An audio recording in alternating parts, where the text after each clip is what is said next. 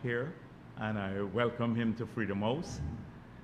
He didn't even know his way up here, so welcome, Gordon, to Freedom House. Something big must be happening for you to be here today. So thank you very much for being here today. The issue dominating the news for the past several days has been the visit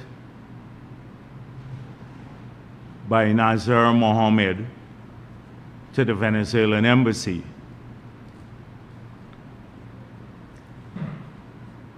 Minister Todd, in speaking about the matter before the ICJ,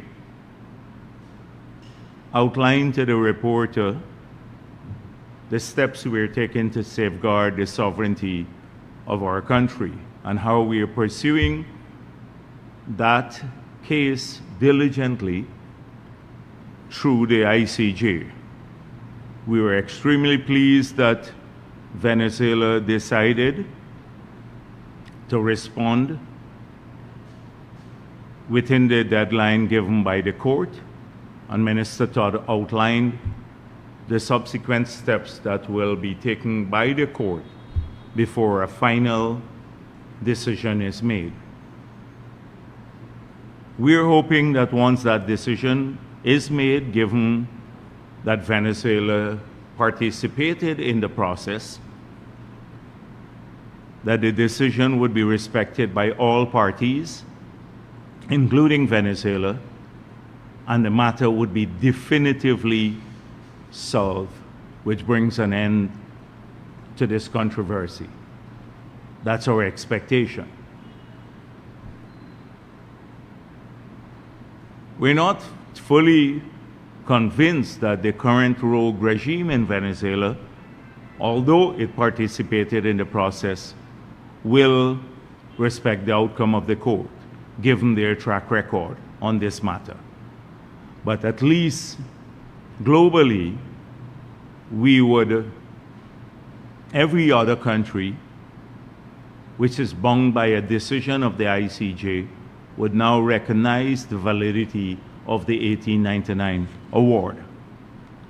Minister Todd also said that when asked whether he was concerned about other issues, spoke about Nazar Mohammed's visit to the Venezuelan embassy in Guyana. And he did this on the background of several statements made by local individuals as well as highly placed individuals in the United States government. You would recall just some months ago that several congressmen from the United States of America tweeted or issued statements linking the Mohammeds with Venezuela and Maduro. There was a controversy here that we told them to do this, and I addressed that matter, that we cannot tell US congressmen what to do or what to say. That obviously they were privy to information that we did not have, and that is how they work in the US Congress. They get briefings that we do not see from their intelligence agencies. And I would not expect any United States congressman to make a statement like that, linking the Mohammeds directly to Maduro, calling them Maduro's puppet, if they did not have information. So, given that context, given that we have to safeguard or take every step necessary to safeguard the sovereignty of this country against external aggression and against anyone who may try to undermine our sovereignty. Recall the decisions made just recently by the government and explicitly announced by the Chief of Staff that we will arrest and charge anyone in Guyana for treason should that person try to undermine our territorial integrity and sovereignty. We're not joking about this matter. That was an explicit statement made by the Chief of Staff just recently. And everyone, including the media, has been saying we're not doing enough to do public awareness. We're not doing enough in terms of outreach to sensitize people about the border issue. The opposition has been claiming this. So do you think the Minister of Foreign Affairs should ignore, in light of the statements made by these congressmen, ignore any threat or potential threat to our sovereignty or territorial integrity? Because if there is any link between local people who may work to undermine that sovereignty and territorial integrity, he expressed concern about it. Now, shortly thereafter, immediately almost thereafter, Azharuddin Mohammed said, I did not go to the US Embassy, nor did I seek a visa, and that the government is fabricating this. Now, let me tell you a bit about what has been taking place. Nazar Mohammed and Azharuddin Mohammed and a slew of family-owned companies were sanctioned by the United States government in June of 2024. The father, the son, and several companies. Both of them went to Barbados to meet the US prosecutors, and it's rumored, and any sensible person would know that there is only one way or one reason for meeting prosecutors, is to work out a plea bargain. Apparently that did not go well. They claimed they were in Barbados on a vacation. Every single Guyanese knows differently. They will not conform, and the media, the subservient media in Guyana, has not asked them, pressed them hard enough about the trip to Barbados. But we know they went to meet US prosecutors. And it didn't go well. And since then, they've been looking for an exit strategy. And so, when the father visits the Venezuelan embassy, he's a member of this family. Don't tell me that Azharuddin Mohammed doesn't know about it. Or the daughter, the active one on social media, doesn't know about it. They all know that he did visit the embassy, and they know the purpose of the visit. And so, I am today, you notice they've gone silent. Since that information came out, they rushed to put out a statement immediately. I did not go to the Venezuelan embassy. That's what Azharuddin Mohammed said.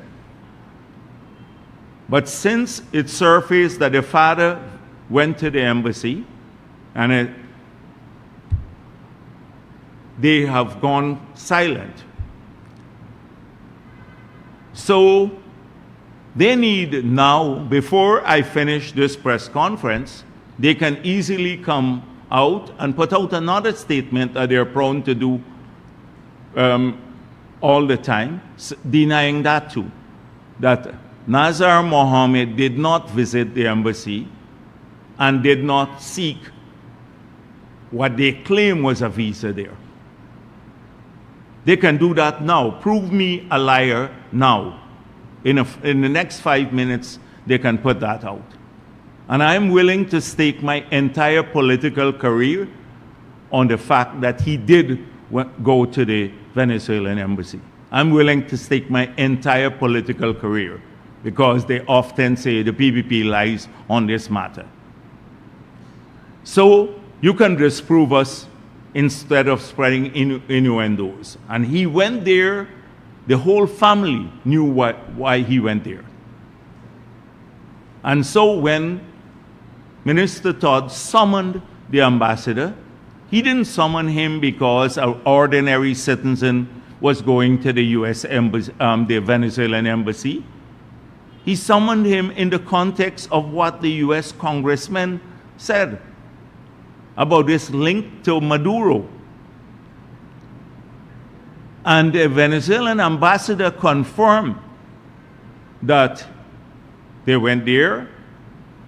Well, Nazar Mohammed went there, and that he's seeking a visa. Now, I don't know if that's the only reason why he went there, because the ambassador could tell us this, but there could be other engagements. But the ambassador confirmed that he went to the embassy. You tell me, for any sensible person in Guyana, you think the father who sanctioned along with the son and a group of companies would not, Azruddin Mohammed would not know that his father went there and wouldn't know the purpose of him going there? You got to really think that we are dumb people in this country. And the trolls that they're using would try to separate that. First, they rush to issue a statement. Well, let him explain what he was doing there. First of all, did he go? And if the answer is yes, tell us what he is doing there. And why would you need, now, weeks before the election, a visa to, if that's the real reason, a visa to Venezuela? And we all know that Venezuela does not allow extradition of people who get citizenship there in that country to the United States of America. And I think this can all be traced back to the Barbados meeting when it didn't go well, which did not go well. So I just wanted to address that matter right at the beginning. And they can put, I heard our Doggy is doing a press conference, a WIN press conference at this time too. They can give Doggy the notes to answer this. Their chief spokesperson. Let him put out a statement. Before I'm done with the press conference, they can put out a statement. Nazar Mohammed never attended, never sought a visa. Jagdeo is a liar, and if that is proven true, my career is done. Political career is done. This is smoke screen. This is a smoke screen. I'll come back to this matter a little bit later. I just wanted to give them time so that they can put out their statement early.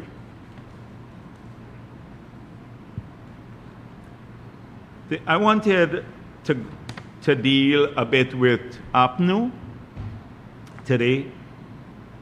So APNU and my friend Norton, he hates this.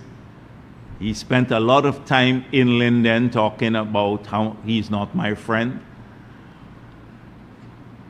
So they took the campaign to Linden, and I thought that the first thing that they would have done is to apologize to Linden for the neglect and broken promises in the 5 years they were in office. Instead, they continue with the same negative campaign, a campaign of lies, spreading fear, and a campaign of racism. And this is all that APNU is doing now. It has nothing else in its arsenal to talk about. So the first lie they told was we planned to remove the electricity subsidy from the people of Linden. This is a lie that worked well in the past. We went into government, we spent a long period in government, 20 odd years, and that subsidy was never removed. And in the past 5 years, we've spent billions of dollars in subsidizing electricity in Linden. We were there in Linden, and we promised the people of that community, Region 10, to continue development in their community. We plan to lower electricity price for the entire country by 50% in the next term. So it's disingenuous to go now and say to the people of Linden that they're going to remove electricity subsidy from you in the next term. It's another lie that Norton went there with. Spreading fears again. He then said that we intend that we closed, rather, the Charles Rosa Nursing School. The fact of the matter is that in 2018, you had 71 students in that school.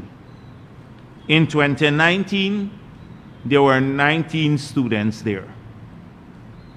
Today, we have 379 students doing the nursing program in that school, and about 200 of them are from Linden. That's the fact.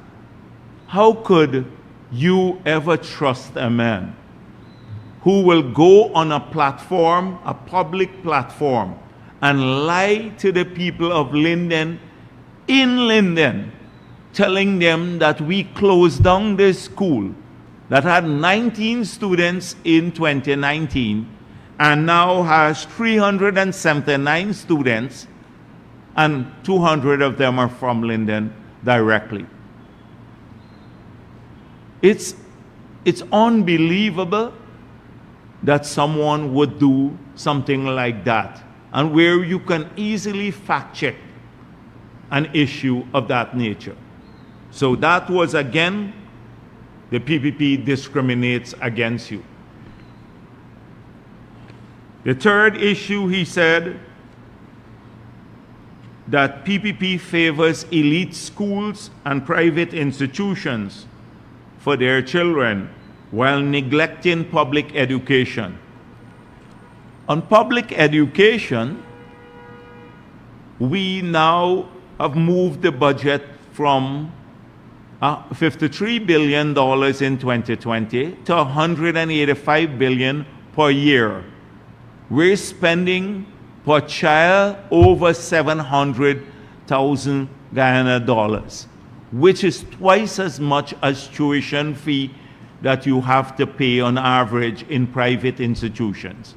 You take 170,000 kids and you take the sum there, 185 billion, take out the sum dedicated to tertiary education, and then divide the remaining amount by about 170,000 public sector children, and that's how you come up with the figure. We're spending more on public education for our children. We've hired about 4,000 new teachers in the 5 years. We have increased teachers' salaries. We now have an arrangement where teachers get paid based on qualification. If they get a first degree, they get a high allowance. A second degree, even more money. And a doctorate, they get a fairly larger sum of money. To encourage our teachers to study. We've trained over 5,000 teachers in the last 5 years. We made university education free. We are now paying for CXC, its subjects, for both in public and private sector. We've given back the Because We Care grant. And this man there to stand on a public platform in Linden and say we're neglecting public education. This is the lie that APNU goes on with. It's spreading fears and racism. Stand on the platform and call people Afro-Guyanese who decided to support the PPP, who have done so based on their assessment of a party that tries to bring people together across race and that has worked for the country, call them fools and all sorts of names, continue to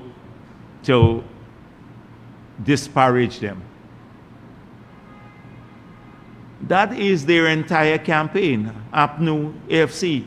It's not about, and then they go with these promises, we'll give you $400,000 and wild things they put on their flags. I see 2,500, all crazy things.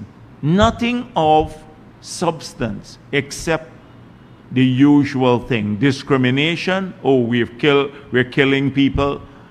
We're discriminating against them, extrajudicial killing. We're neglecting agriculture in Region 10. No, we're expanding agriculture in the intermediate savannas and all of that, the areas. We're giving more support. People in Region 10 have more agri support now than they got under the 5 years of APNU. But he goes there, at their rally, and this is what he says. And that we are all murderers and thieves. That's their rhetoric on their platform. How could any sensible person support this party? And you know, that's all they offer to the people of this country. And then, you know, PPP will get a licking in Linden. Oh, you have to vote for us. Never mind, we don't have a plan for your community. Never mind, we didn't build the Linden-Soestdijk Highway, pave it, although we promised it. Never mind, the PPP is building a 4-lane road, bridge, or several schools and rehabilitate. They would spend $30 million rehabilitating the hospital. Never mind, you didn't give a single house lot, and now we have over 3,000 house lots being developed there and many more in the new term. Never mind all of those things. Never mind people didn't have jobs, but they must vote for you. So that is the message to Linden, but it is the same message across the country. APNU, AFC. Negative all the time. And then, of course, the vile assault against some people who came over. So I wanted, having said that, I just want to go back to what we are doing, because I don't want to get bogged down in the negative campaign of APNU, AFC. So on Monday, we will have a formal presentation of our plans for the 2025-2030 period in office. As you're aware, we have been outlining most of the elements of that plan already. For the past several months, we have been doing this, and we will continue to do this on the campaign trail. When you listen to Irfan Ali speak on a platform, he talks about the future a lot, what will happen in the next 5 years. We talk about delivery on our promises, and we talk about the future. Delivery on our promises to show that we have great credibility, that we, in spite of all the challenges, COVID taking up 2 years of our term, that we have delivered on our promises to every group of Guyanese across our country. That our people are better off today than they were in 2020. They have more opportunities, they have more jobs, they have better access to health care, they're getting more help in education, they have the possibility of owning their own homes. We talk about that. And then we outline the future. So what you will hear on Monday is just more of a formal presentation of what we've been talking about for several months, because we believe that people should know what is going to happen in the next 5 years, and we did not await a formal presentation to talk about that. So you're going to hear more about the context in which all of these policies will be implemented. We started that, I spoke a bit about it here, but clearly you have to have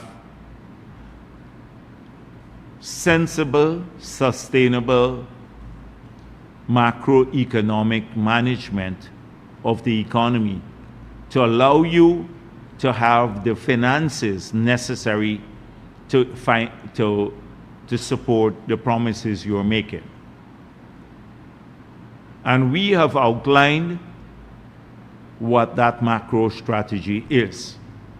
The low carbon development strategy speaks of sustainability, but that's buttressed by a strong macroeconomic framework that shows coordination in our fiscal policy, our monetary policy, and things like exchange rate policies, etc. I don't see even an attempt by the other political parties to talk about this. But that is what it takes to really keep an economy sustainable and growing. We, in the first part of our manifesto, our plans for the future, you're going to see a strong emphasis on growth, supporting growth, job creation, and opportunities.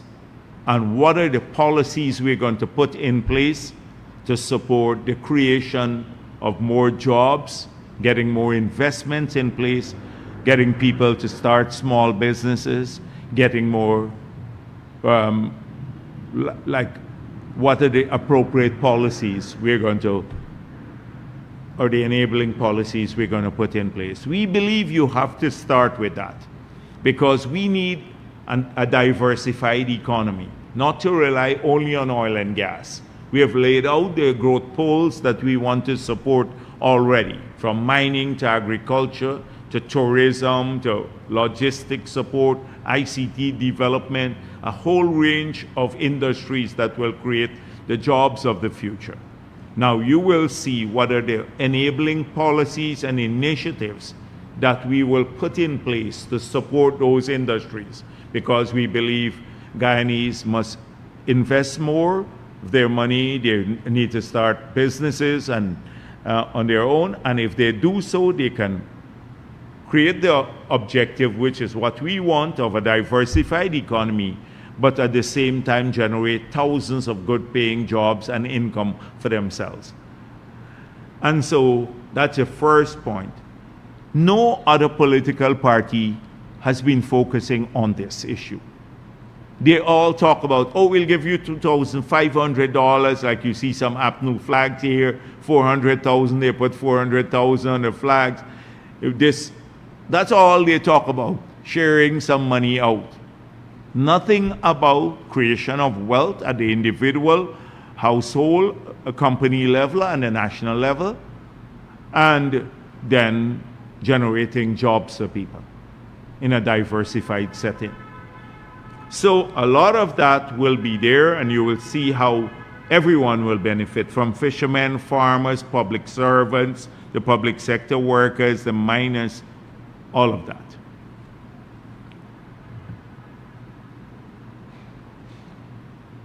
You will see, again, a major emphasis on the social sectors. Education, world-class education, and supporting all of the initiatives to give our people education. We believe that makes a huge difference. From the guy who never finished or school, we have to get him to do something. We have to get him studying again academically or being trained, equipped with a skill, right down to those who want to study at the highest level, and it must all be free. It must all be free. Our children would be supported. Apart from there would be an increase in the Because We Care grant, there'd be a transportation grant, so families will get more money directly from the government. We will do school feeding programs, so when our kids go to school, they can then get a good meal there. We'll continue to pay for exams and support tuition. We're going to use AI to strengthen the way we deliver the curriculum. Our teachers would be better trained, better paid. That's what we're working on, because we believe all of our people must get the best quality education in the world, and we want to invest the money in that. Healthcare, you've seen what we're doing. The 12 hospitals, but all of the other hospitals, Bartica, Linden, those where we're not building as yet, would be upgraded or new ones built. West Demerara. Georgetown Hospital will be, once we move out the maternal and children's section, will be upgraded. We have a new hospital there. Everywhere in the country, quality of service at the tertiary level and in preventative medicine, getting the specialists, training our people. That would be important. Social, we want to give among the best quality care to our people. Housing, we've made it clear that we want to eliminate the backlog. There was a huge backlog because APNU did nothing. We built 50 or developed 50,000 house lots. That helped with the backlog. By the end of the next term, we want to clear the backlog so that everybody can get a plot of land that they apply for. They'll get help in building homes directly. They'll get help in upgrading homes. We'll keep mortgages low. We will continue to build tens of thousands of core homes and young professional homes, but we have to award contracts differently now, not with 50 houses, but 1,000. You know, because so many people are waiting for that now. You know, they want their homes built by the government, and then they go and get a mortgage, etc. We have had a lot of people applying for the young professional homes or the core homes. We want to focus now on building. So whilst we're giving, the last term was spent largely on preparing plots of land. We spent $300 billion on that. We have to continue doing that for the ones to clear the backlog, but we want to focus heavily on building in this term, helping people to build their homes. We've made that clear. Simple. That's what we're talking about.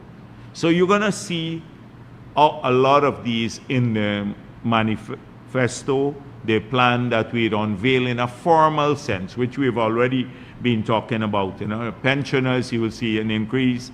The president already mentioned that the pensioners, apart from the increased pension, will now get a transportation grant, like the children would get too. Public assistance will go up significantly. Wages and salaries, every sector, as I said before, will get some support. We want to work with NGOs, the religious communities, community issues. Again, if you go to any community in this country, anyone, the biggest concerns, people are parking on their big trucks on our parapet. We have already said the next term, across the country, we're going to build these commercial parking lots, so you can't be parking your heavy-duty equipment in the communities anymore and be disruptive. That the polluting industries, like if you have a spray shop, etc., we'll work with you to get a plot of land elsewhere in an industrial/commercial estate close to the village or the town in which you live, so you can conduct your business there. Street lights, security cameras, all of that, concrete drains. So that is it. We're going back to the concerns of the people now. These are the key things we're hearing. And this will, the Amerindian communities too, every one of them will also, because the issues might be slightly different there, but we have a whole plan laid out for those communities. So we're going to go back, keep focusing on what we're going to do in the next term. We're not going to be talking every day about like the negatives.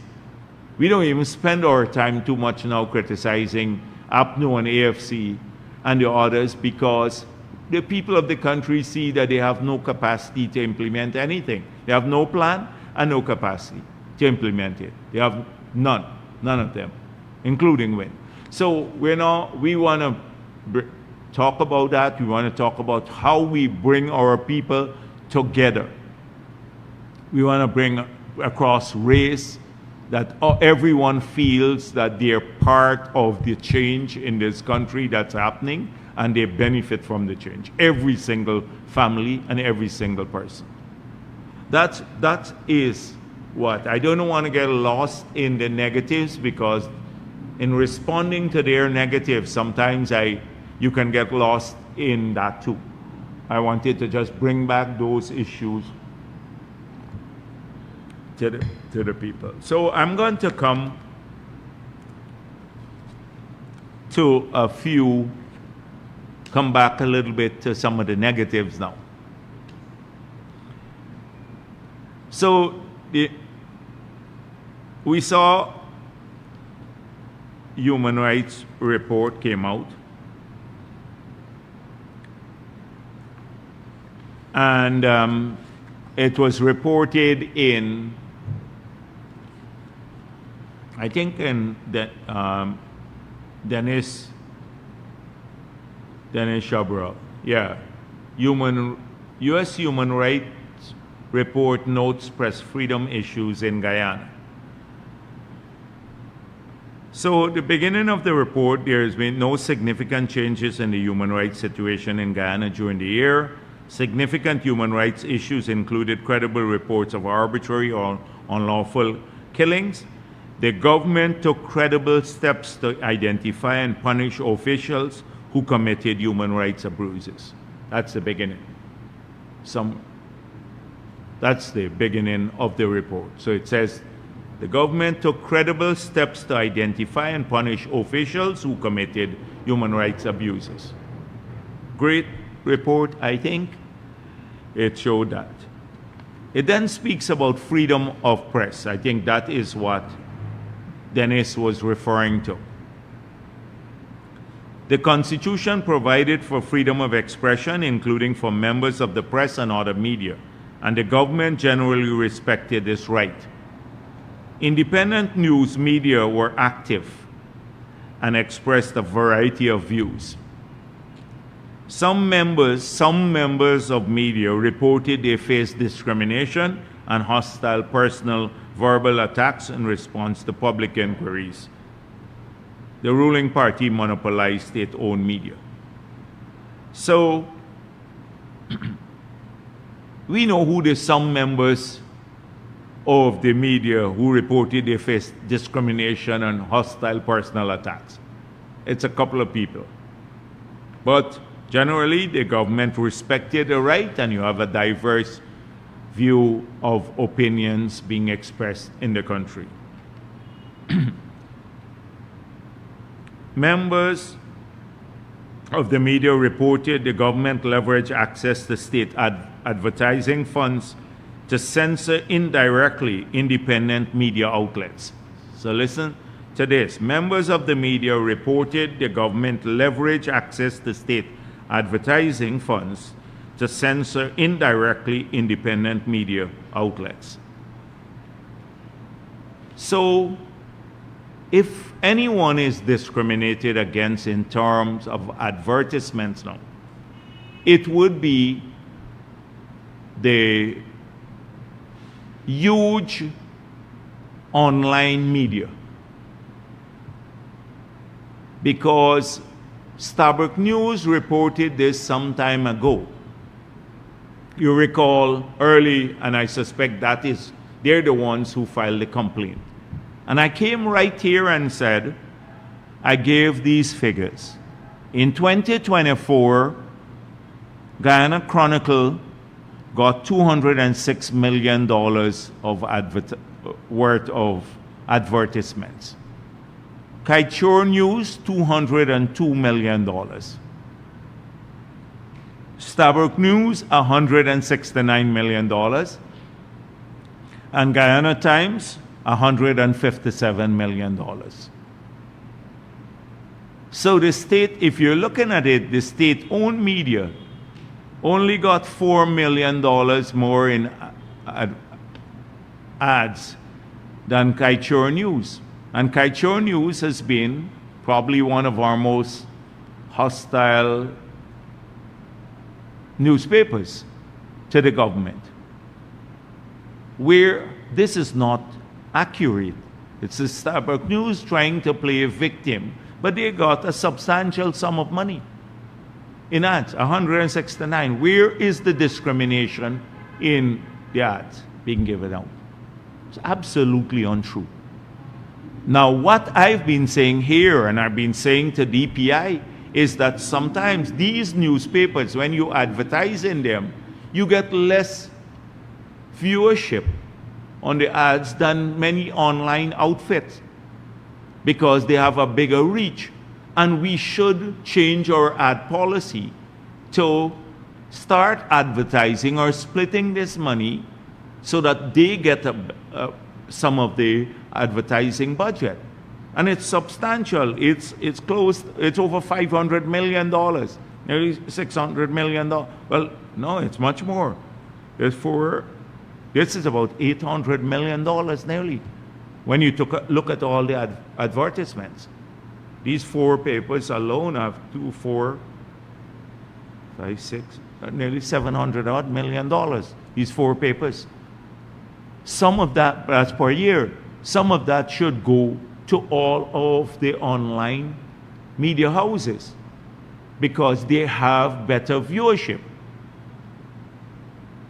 So I've said that here, and I've been asking DPI, but the moment we start doing that, you're going to hear another outcry, oh, the government is not giving us enough ads, as though there's an obligation of the government to advertise with these news entities, and if they don't get the ad, it's an act of discrimination.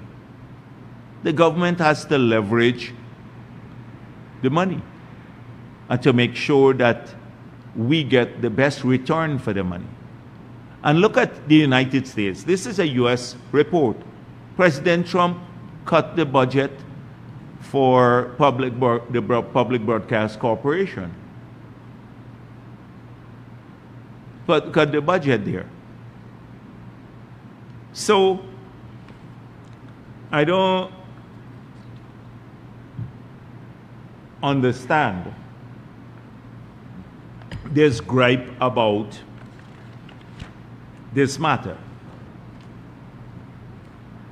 Now, what was interesting is that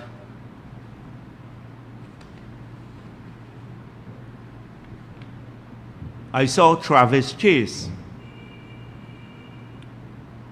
now says, as the United States 2024 country report on human rights practices highlights that several members of the media in Guyana reported that they faced discrimination and hostile personal verbal attacks. 10 ministers of the PP civic government, including Vice President Bharrat Jagdeo, have threatened to sue me. I don't know if I did, but could be. because they are viewed as corrupt, etc. And so, saying that this is an act of discrimination because somehow the PPP or some people aligned to the PPP threatened to sue him, and hiding behind the US report about members of the media being subjected to personal attacks. So I said already who those people are. But Travis Chase is not a journalist. You know, President Trump has spoken about fake news. So not because you claim you're media, that means you're media. So who Travis Chase is a gun for hire. Now this is a person with a criminal past who is now hiding as a member of the media, but he works for people to do a hatchet job on the others. And you recall recently he had a default judgment against him. So he posted stuff about Ed Ahmad. Ed Ahmad sued him. He couldn't even defend the case. Didn't file a defense, and the court ruled or gave a default judgment, and now he's going to face a massive penalty that he'd have to pay. So he comes out with these outrageous things, no doubt hired by people, including businessmen, for a purpose, for character assassination against others. That's not, you can't hide behind being a member of the media or a journalist. You're not a journalist. So, if you're so sure about your content, then by all means publish them. But when it's false and people go to the courts now and get redress, don't claim, oh, I'm being discriminated against. Look, they're taking me to court. That's what he's claiming now. He's being discriminated against, or it's a personal attack on him. No, they're using the court to seek redress against your lies, because you publish lies every day. And you work for people, and we already know who these are, the people who are. So, hiding behind this US report as though you're a victim of some government conspiracy, well, you're not even a member of the media. I don't call you a journalist. That's not journalism. That is making up stories every day based on who pays you. That is what's going on. And there are several others who've been doing this. As you've seen recently, you know, there are a spate of recordings, etc., emerging. And what's emerging is a very dirty, incestuous circle, as you have seen, by several people who run down each other, but are paid by several individuals, businessmen, wealthy businessmen. And let me say that the Sheriff News Network doesn't reflect the views of the PPP. I made it clear here, or Amir from Sheriff News Agency, he doesn't speak on behalf of the PPP. I make it clear here. I, as General Secretary, speak and reflect the views of this party and the leadership of the party when they speak. We don't need an individual, but he gets caught up between the personal fight between he and between Azruddin Mohammed, who he has a relationship with, and what is revealed in all these personal recordings, what comes out clearly is that people, some businessmen are paying people, these individuals, their guns for hire, some of them abroad and some here, and to do character assassination against others who may be in a different political camp. It's interesting, one, Azruddin Mohammed is paying legal fees for people and all of that sort of thing, transferring money into the United States of America.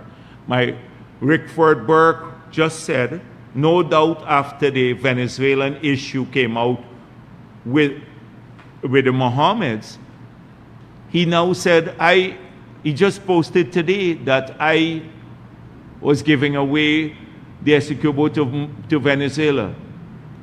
So I think he's hoping that the judgment he has against him, which will result in him losing his home and him returning back to the basement, that the Mohammeds would pay for him, send up the money to settle the judgment. So no doubt he is linked to that camp again, hoping that they will pay off his mortgage. Another one we have seen has a gambling debt. Doggy himself released that, a gambling debt, and he's hoping the Mohammeds would pay off his gambling debt. So this is what's going on here. All of this dirty stuff that's going on, vile stuff. Look at what they did to Irfan Ali's mother. It is the most reprehensible, disgusting thing that could ever be done to a person who has more integrity in her shadow than all of these people who are saying vile things about her. I know Irfan's mom and dad. They've been in the education sector for all their lives. All their lives, they've lived modestly, or continue to live modestly, all their lives, training generations of Guyanese,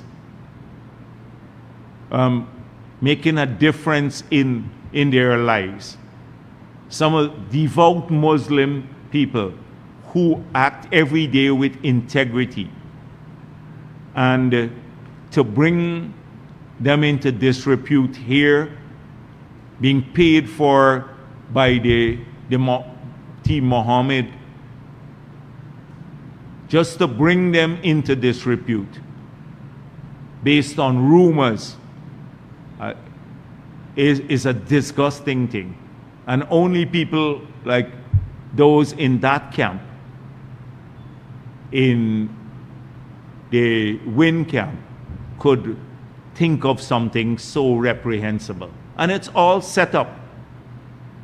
Travis Chase organized all of this, no doubt on the instruction of the Mohammeds, and then leaked it just to disparage. And I think it was done cleverly to come out now. Disgusting.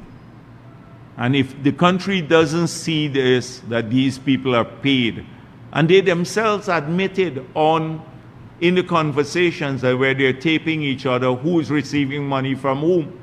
Imagine the Mohammeds sending money up into the United States of America after they are sanctioned and can't do any transaction with the United States of America.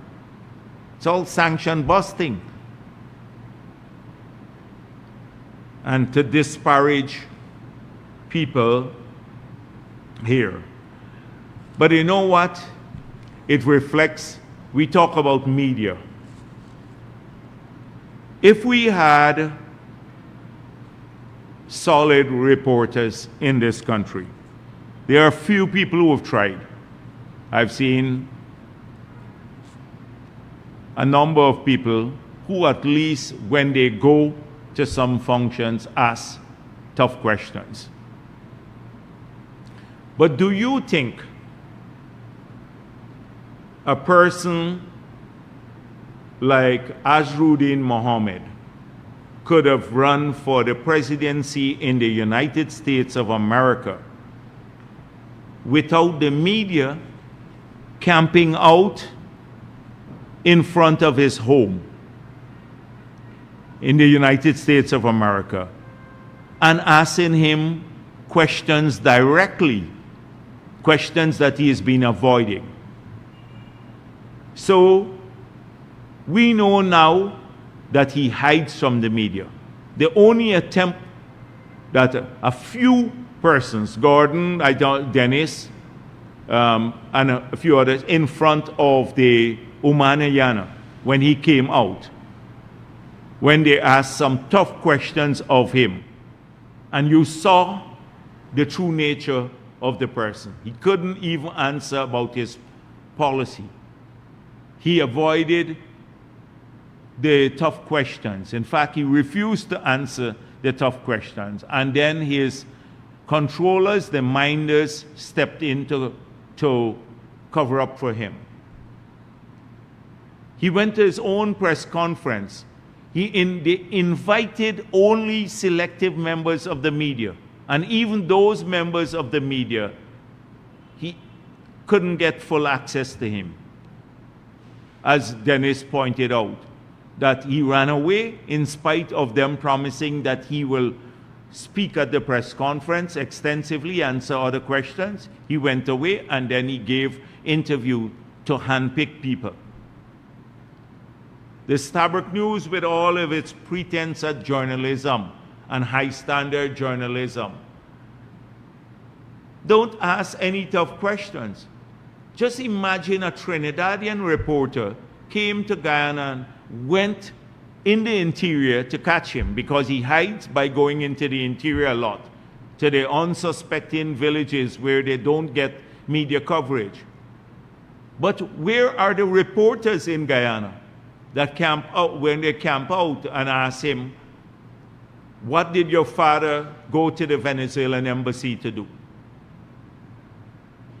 What about what did you do in Barbados? Did you meet with a U.S. prosecutor? What was the outcome? About the gold smuggling. He avoids that. About what has now emerged about linked to paper short murder. About the torture of the 3 men that he did some time back, reported in the same Stabroek News.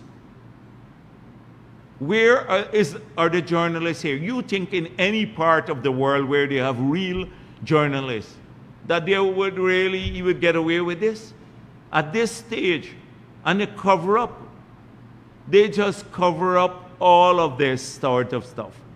They just gave, a wonderful story. He went there, he claimed, 100 people came to my meeting. It's full. He brings people from all over the place and goes and takes a picture of them. Photoshop pictures from Linden. Doesn't have to be accountable for any one of this. Then he gets Doggy to host a press conference. He has another, Odessa Primus is his chief policy maker. The Mark France, plagued with all sorts of trouble. How could you get away with that sort of thing anywhere in the world if you don't have a compliant media? I know the state media can't go there and the journalists there because they try to bully them, like Cordell went one time to do that, exactly that, across the river. And when he went to a meeting, and they were hostile to him, they were bullying him. So that's what is happening now. A person who could be a threat to our sovereignty and territorial integrity gets a free pass because a lot of these so-called journalists are anti-PPP. This is not about PPP. When we talk about Venezuela and our sovereignty, I don't care about PPP or PNC here. Anyone who threatens our sovereignty by working with Venezuela, we made it clear what will happen. We're not going to give you a free pass on that matter. And so I've seen all of this. They ignore everything. Just imagine another place where you know where he is going. Camp out there and ask him the tough questions. in front of his house. You would have had the US media or media in anywhere in the world build a little camp outside his home so he could answer questions. He is the only candidate who is running for the presidency who has not hosted a press conference before. Imagine a man running for presidency. You can put the future, you would have to put the future of your children in his hands if you vote for him, and who has not even been clear on basic matters. They don't know if he is capable of even answering basic questions. Where is the scrutiny? And so when I hear about press freedom, they run down the PPP because Jagdeo spoke a bit hostile to them. Oh, but every day they talk about post-cabinet press conferences. Those are small issues. You have access to us, you can ask us anything. People ask us anything they wish.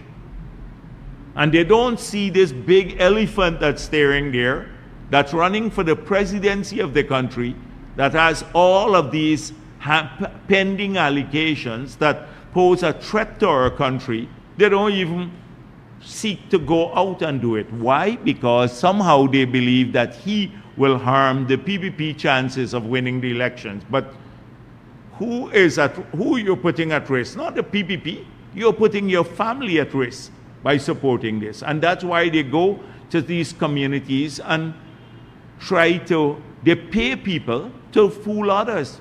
And the fooling is, oh, it's the PPP that sanctioned me. It is the PPP that took away your bank account. It's the PPP now lying about we didn't go to the US Embassy. It's another lie.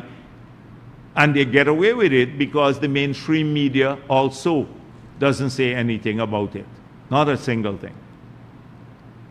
The Starbuck News especially, they love to think that they're the conscience of Guyana, and they're the deeply patriotic one. And you bet if something comes on Venezuela, they will lecture the government about it.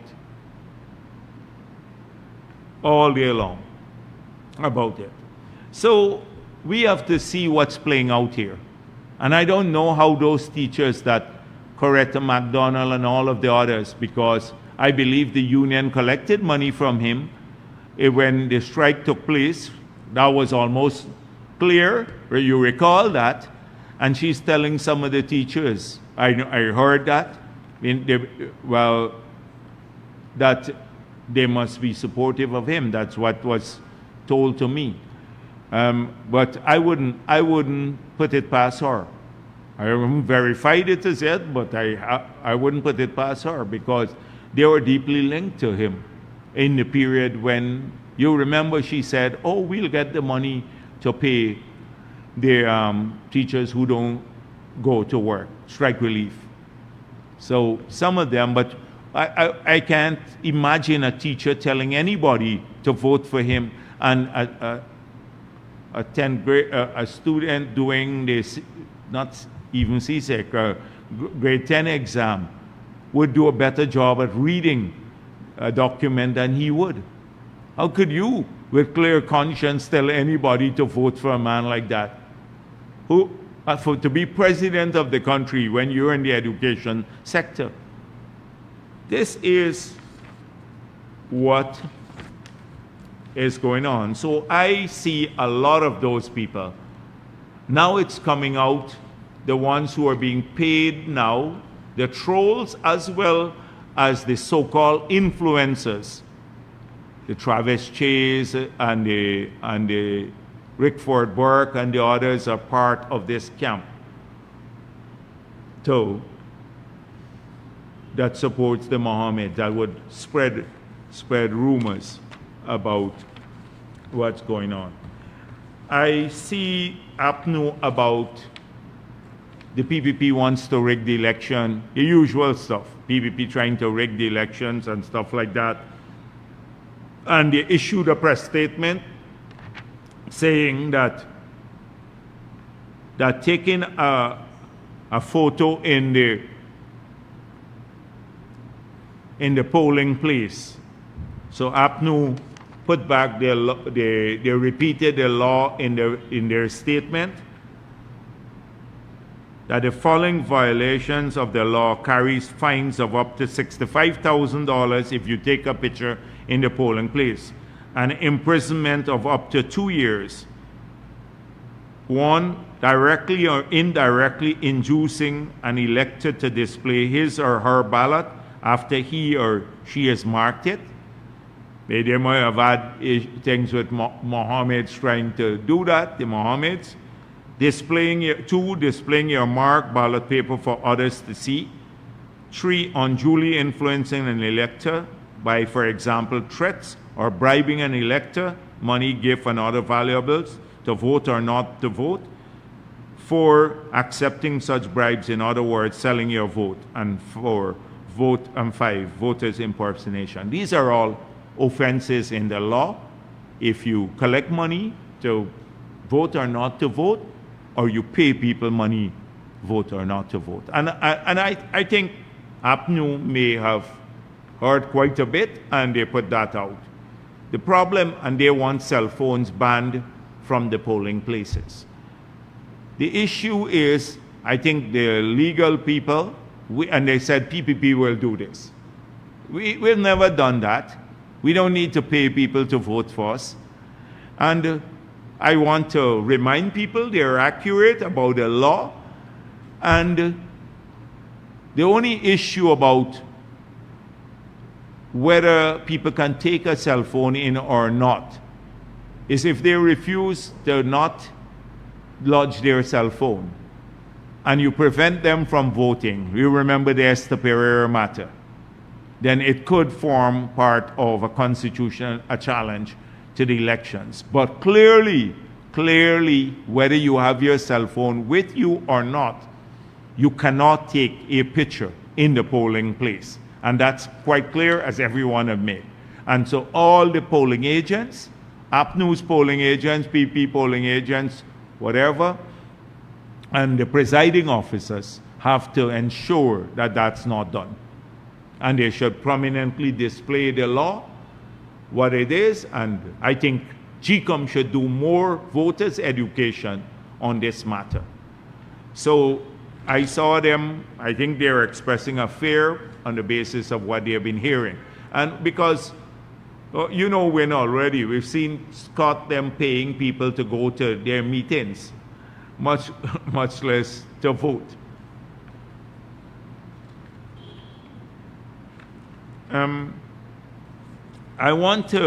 I saw the Starbuck News, political parties and the cost of living. And Starbuck then goes back, you know, the usual stuff. They did 139 consecutive weeks, they asked people about cost of living, all about food prices. And you recall what I said at that time. I said there are about 6 areas that drive up cost of living for families. That after COVID, factories around the world were shut down, production stopped in many parts of the world, the cost of freight to ship a container, say from China to Guyana, went up from $3,000 to $20,000. Then you subsequently had a war between Ukraine and Russia that is still ongoing, and the price of oil went up globally. These 2 factors led to increases here in Guyana in food items. But what did this government do? We then said, we are now going to, the 6 areas are electricity, where water, internet bill, transportation costs, mortgages, those who had mortgages, and food prices. And we intervened by subsidizing GPL rates so that there were no increase in the cost of living in relation to electricity from 2020 to 2025. There's been no increase in the water rate from 2020 to 2025. We subsidized now by removing the taxes, the 50% tax on the gasoline and diesel. We're giving a 560 Guyana dollars subsidy for every gallon of gas or diesel that you buy now, resulting in us having the lowest gasoline and diesel price in the Caribbean, including lower than Trinidad and Tobago. But didn't go up there too.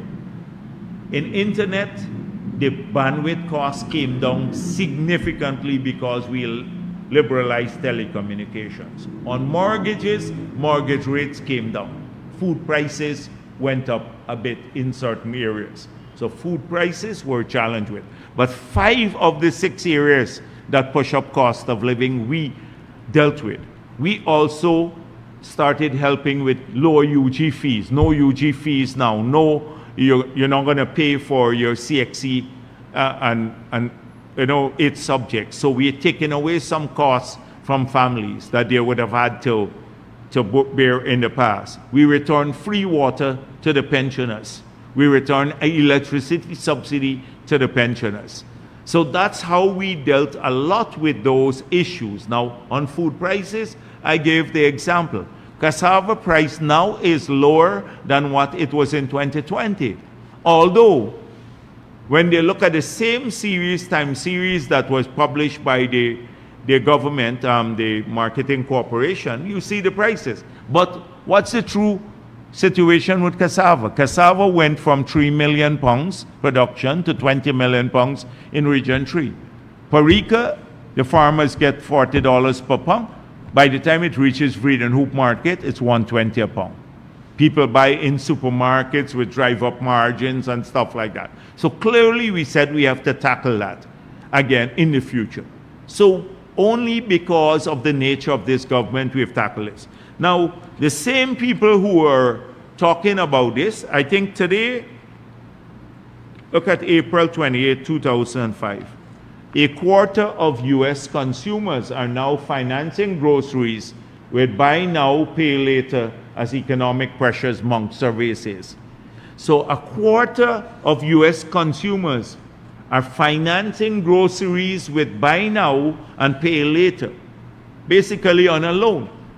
And in the US, one of the reasons why President Trump won is because he pointed out that mortgage rates went up, mortgage rates in Guyana came up, the price of gasoline went up, utility bills went up, all of these things. In Guyana's case, as a small country, smaller economy, we still kept all of those things in check. That is what we did for cost of living. So they would never ask that question. The Starbuck News surveys don't go and say, but you know your electricity prices didn't move for the 5 years, or your water bill, and government is subsidizing every gallon of gasoline you buy now, resulting in the lower price for gas. And mortgages rate came down, and they liberalized telecommunications, so your bill there too is lower. Would never ask that. Oh, the cassava price, they're at cassava price all the time, and we acknowledge that. So this is the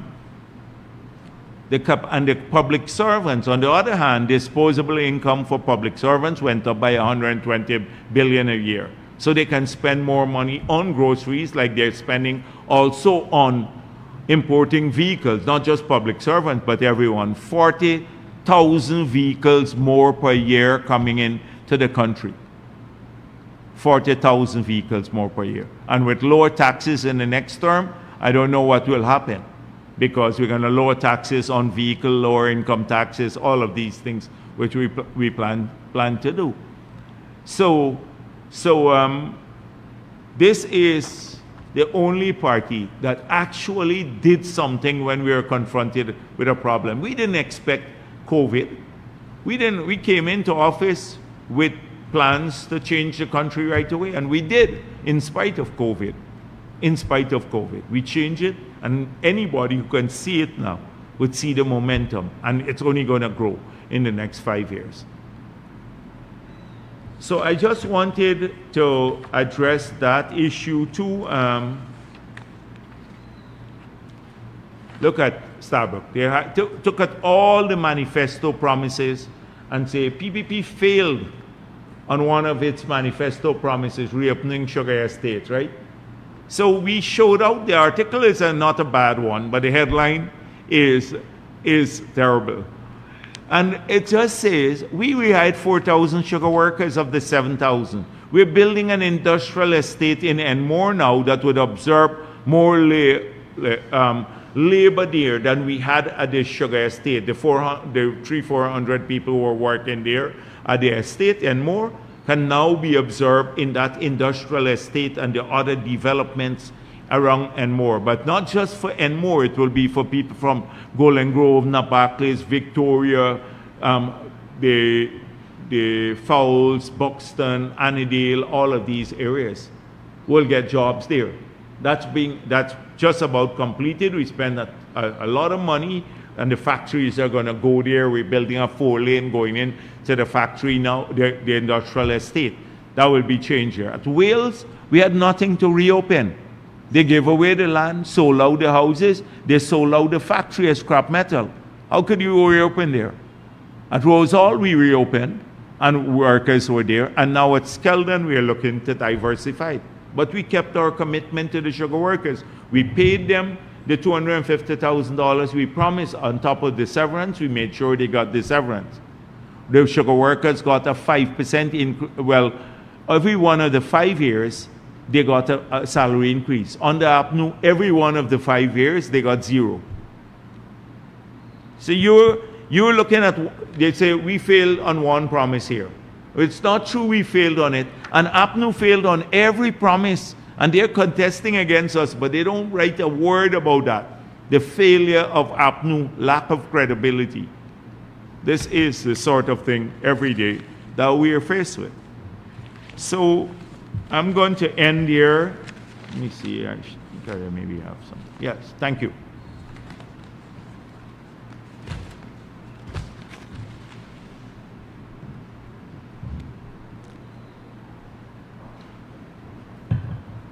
Good afternoon, Vishani Raghavar from the newsroom. Sorry. My first question is just a bit of clarity on the announcement about the tax removals on sanitary products. The announcement was made in Bath, but I saw some posts subsequently stating that the taxes were removed since about 2017. So could you perhaps provide some clarity on that? It's VAT-free now, from what I understand, but there's still the common external tariff. So we're going to remove the common external tariff. So when people say taxes, there's a tariff and then there is the VAT. So it may be VAT-free, and I saw some people saying that, but it's not tariff-free. And the tariff is a common external tariff, so to remove that, you have to notify CARICOM about that. So we plan to remove that too, on all sanitary products, and not just for women, but pensioners who use these and children. Not just for female, but it's also pensioners and children. So things like even the diapers and stuff like that, you now have to remove the common external tariff, although we have removed the VAT on it. Already, the VAT has already been removed. One other thing from me on the Venezuelan embassy visit situation. Mr. Mohammed, Azruddin Mohammed, has denied visiting the embassy. Yeah, I saw that. Do you have the evidence to show that he has in fact visited the embassy, one? And for Mr. Nazar, is he going to be called in for questioning about why he visited the embassy or anything like that? So the minister mentioned the Mohammeds. It was Nazar Mohammed. That's what I'm saying right now, that Nazar Mohammed, there is strong evidence that he visited. That's why I spoke right at the beginning that this is a family. The first criticism of the PPP was a statement by the father just before they launched their campaign. Azruddin Mohammed and his father went to Barbados to meet the U.S. prosecutors. They obviously know what took place there. He's not been interrogated by the media once about that meeting. Not been interrogated by the media once. everything that the father does, don't tell me that the son doesn't know, or the daughter, or the family. So him going to the embassy at this time, for I don't know what reason. The ambassador said he applied for a visa. They can help to clarify that. What visa is he seeking to go on a vacation now to Venezuela, or what other visa? The family can clarify that. The ambassador said that, but could be for other things too. So there's strong evidence of him going. But my point was, if you're so quick with the denial about Azruddin, why not now publish the denial today and post it on Team Mohammed that it's not true? Nazar Mohammed never went to the embassy, and it's another PPP lie. Or alternatively, say, yes, he went there, but he went there to take a vacation, to get a visa to have a vacation in Venezuela, of all places. So that's why I'm saying, I'm giving them a chance now to deny this too. And this is a family enterprise. You see it heavily. The whole campaign is a family enterprise. The sister, the brother-in-law, everybody. This is a family enterprise. So they're going to work on semantics. I did not go. So who could in their right mind tell me that the day he went there, the sister didn't know, or the father? And in fact, the sister, I think, was saying, oh, why can't Guyanese go? Although they issued a denial, why can't Guyanese go to the Venezuelan embassy? So I think she knows what she's talking about. So let them issue the denial that Nazar Mohammed never went there, or if he did go, tell us what he went there for. Given that the United States senators said that the Mohammeds are Maduro's puppets and that they work closely with them. And now we're hearing through some of these leaked things that there may have been generals, Venezuelan generals, who were involved with smuggling sanctioned gold through Guyana. That's an even further link. That is a very dangerous one. So I just gave them, did they put out this statement by now? Or gave Doggy? I was hoping that Doggy could deal with that.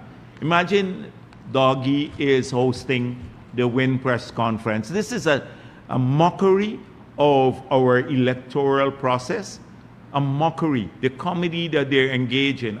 And it's because of the level of journalism. Who in this country? I can't imagine this happening anywhere else. But, you know, you have political aligned journalists in this country and news entities that will never try to expose this.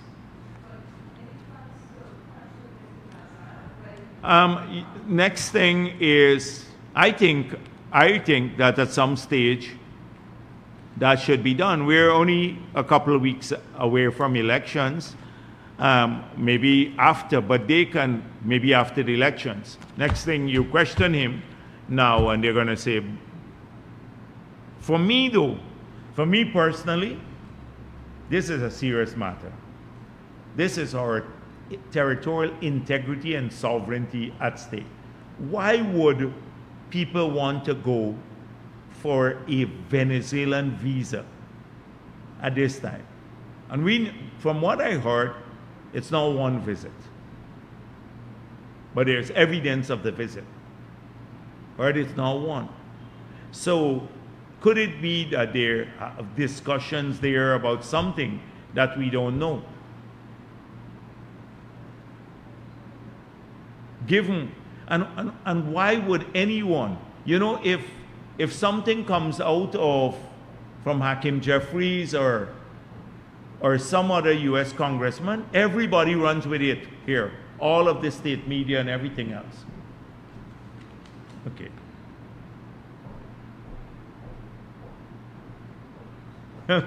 So Doggy just said they cut off the lights.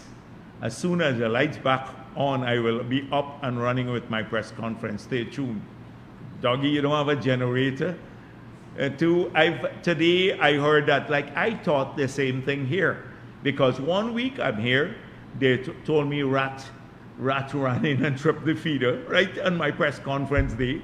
Then that was long before Doggy came on. Then the next week it's an excavator.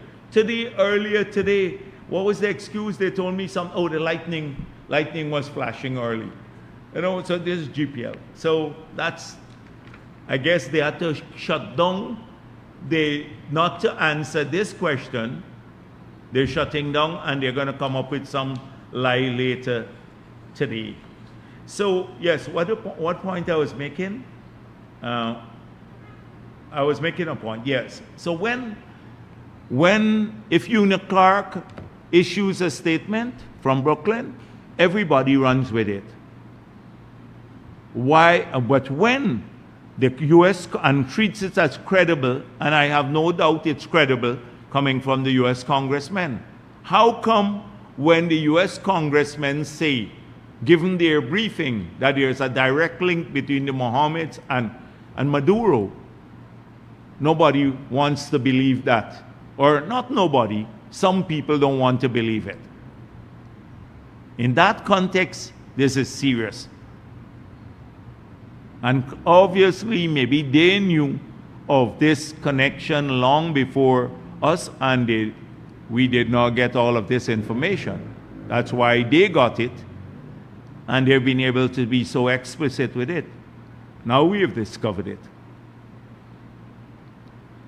Gordon Mosley, Yes, News Source, Guyana. Mr. Jagdeo, sir, picking you up on the GPL issue, as we're meeting here, I think there was a blackout for a couple of hours. Yes. Yeah, and as you mentioned yourself, there were a few. They told me lightning now struck, and they had a trip. Concerned, sir, about value for money, because the government over the past couple of years has been investing heavily in GPL. I agree. So are you concerned about value for money? And in terms of the current GPL management, if your party is to take the reins of government after September 1 again, do you see yourself working with the current management moving forward? So first of all, we have to strengthen management there at GPL. With the massive plans for transformation,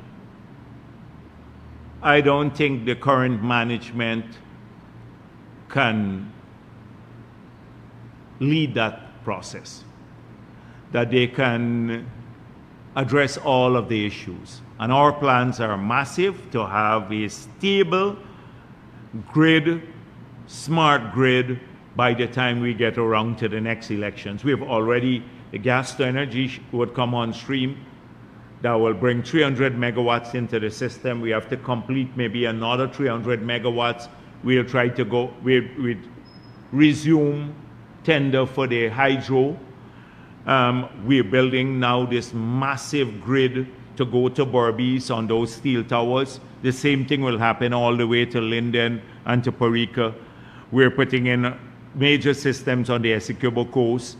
And then in the feeders right across the country. So that's the transmission main. We have to do a lot of work on making, these are lots of old lines and old transformers. We'd have to replace all of those, build circuit systems, etc., so that we can have stable power. When you have one feeder tripping, it don't shut down the whole system, that it would be, you have redundancies. So that's one. So we have to get firms to supervise the projects to make sure we get good quality work, we get value for money. We also have to get value for money from the management. And so I see the management being strengthened enormously as another important task. It would be stupid of us to go to put in all of this investment and not strengthen the management and the capability of GPL to manage the process. The control center that we're building now at Eccles will be able to see in the grid right across the country where you have blackout. You don't need people to call in. They see that immediately, they can dispatch people. That's a major control center that's being built now. So I agree with you. I'm tired of the excuses too. Every day I call them. Tired, sometimes I just don't find the excuses funny. That combined with they had to, in cases, also deliberately give people blackout because of the construction program that I spoke of earlier. Like on the railway embankment, you have to, the transmission mains have to be moved off and the distribution mains to build the roadway. And we have some of that on the East Bank and some other parts. So that is sometimes deliberate. People say to me, it's sabotage. Now, a lot of our supporters say, why is it all these things happening just before the election? It could be sabotage by some people. I don't want to believe that. I don't want to believe that. System is now, you have a lot more demand on the system, but definitely what you're saying is accurate. You can't go keep the same management for a company that would be look differently, very different. Regards to that consultancy contract with InterEnergy of the Dominican Republic, Yeah. the company that won the procurement bid for that contract, they issued a release this week saying they were never informed that they had won the bid. How do you think that should be addressed, sir? And earlier this week, there was that leaked interview released with a prominent gold dealer, Junior Bashk, and in that interview, he spoke about persons connected, allegedly, to your government, yourself, the president, talking about who was number one and you being number two in terms of accepting payments for contracts. And so how do you directly respond to those statements? Were you involved in any such transactions with Mr. Jagmohan, allegedly, or any of the other persons named in that recording? So first of all, the Baksh issued a statement on that matter. And he made it clear that he was told about this issue, that some people in government were accepting bribes by an individual who owed him money. He subsequently said he apologized to the president and he apologized to the president's mother. He didn't need to apologize to me because apparently in the interview, they asked him if he knows me and he heard about me and he said no. He did not need to apologize to me because he didn't say anything about me. So that's a part that you brought in, Gordon. So you just brought in that bit where asking me about whether I'm linked to Tamesh Jagmohan. Even in the interview that Travis Chase was trying to get him to say that is Jagdeo involved in this? He said, I don't know Jagdeo. Number two. Yes, but in the did interview. Right, so did he... In the line of questions right, with yes, regards to that. Exactly, so clearly, that is the bit you are bringing in now. It's a clever way of bringing in it. He never accused me of taking a bribe. He never said that the guy told him that I took a bribe. He never said that Tamesh Jagmohan gave me a bribe. He said nothing of the sort. He does not know about that. They didn't speak about me. So that's your bit now.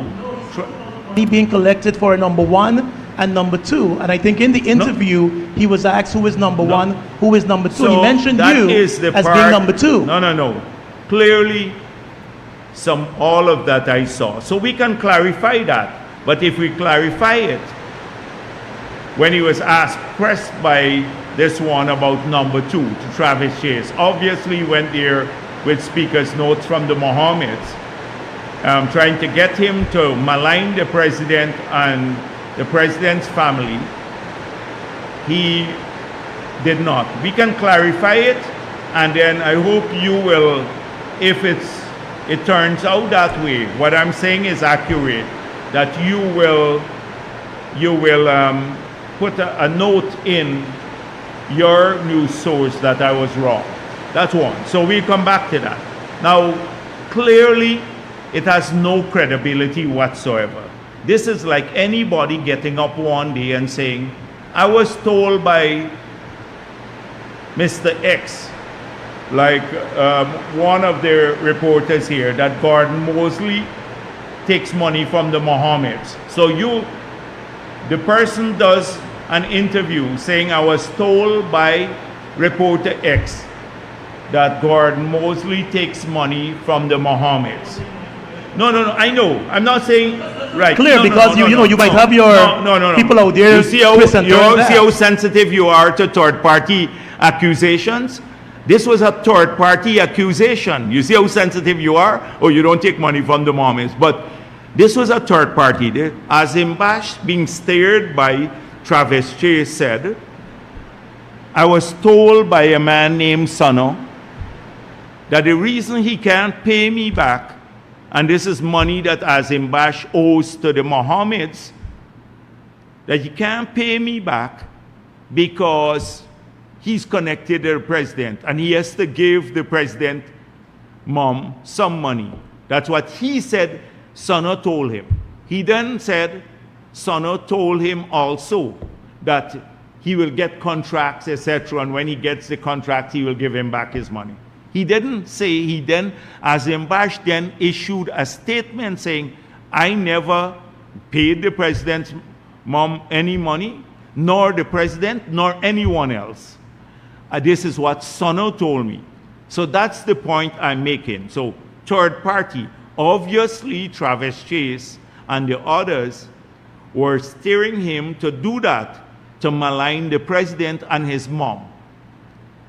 So I just gave a hypothetical. Assuming Cordell said he heard that Gordon Mosley is collecting money from the Mohammeds. And he does an interview like now with someone, and he says this. You just said, I didn't do that. That's a third-party information. Then Cordell comes out and put out an information. I don't know this about Gordon. I heard it from a third party. That is what it's all about. But I'm shocked about how you will bring up rumors of this sort of thing, but you wouldn't bring up the same group that released this interview. The individual said in another interview that the Mohammeds have been paying for her legal fees, and the Mohammeds told them to release the interview. The Mohammed told her to release the interview. That is how this interview was released. It was done quietly by Travis Chase, as this guy said, as Mbash said, I'm suing Travis Chase. I did this because Sano owed me money, and this is what he told me. Travis Chase obviously collaborated with the Mohammeds. The Mohammeds then told the individual, release this now. How come all of that angle doesn't come in this story? So let me make it clear at this stage. The man who did the interview said clearly, I've never paid the president or anyone else any money.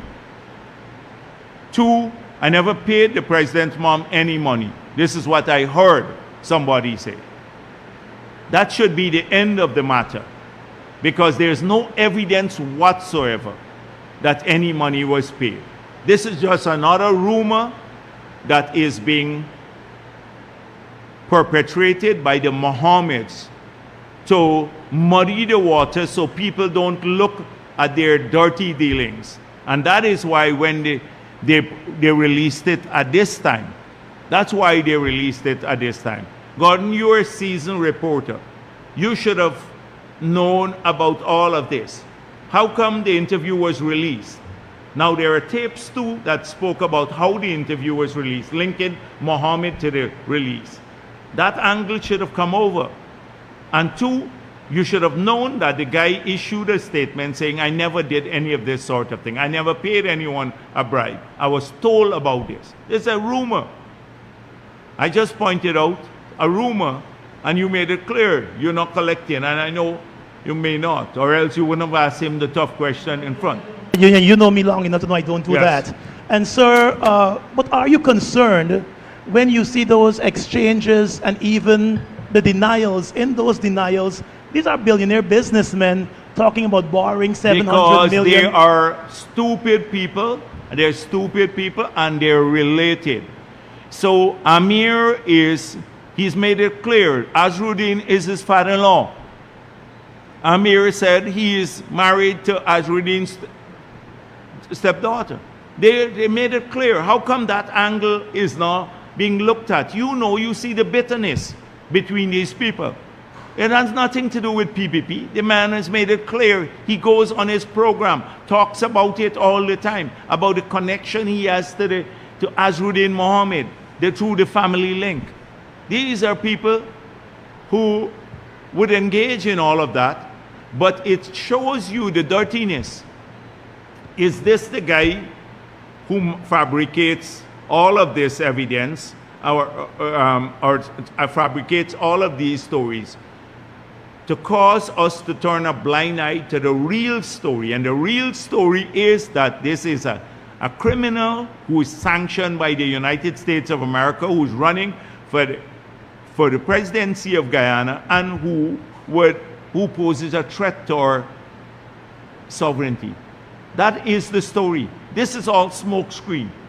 Smokescreen in 2 weeks before the elections, so that you don't focus on who the real Mohammed is. It's smokescreen. And he engineered the release of it. Clearly it was taped with a view to do that, to bring down the president, because the president is our candidate. So you get Travis Chase to conduct this interview. And look at the steering questions. He's steering the guy all the time to badmouth the president or his family, or Minister Vikram Bharat.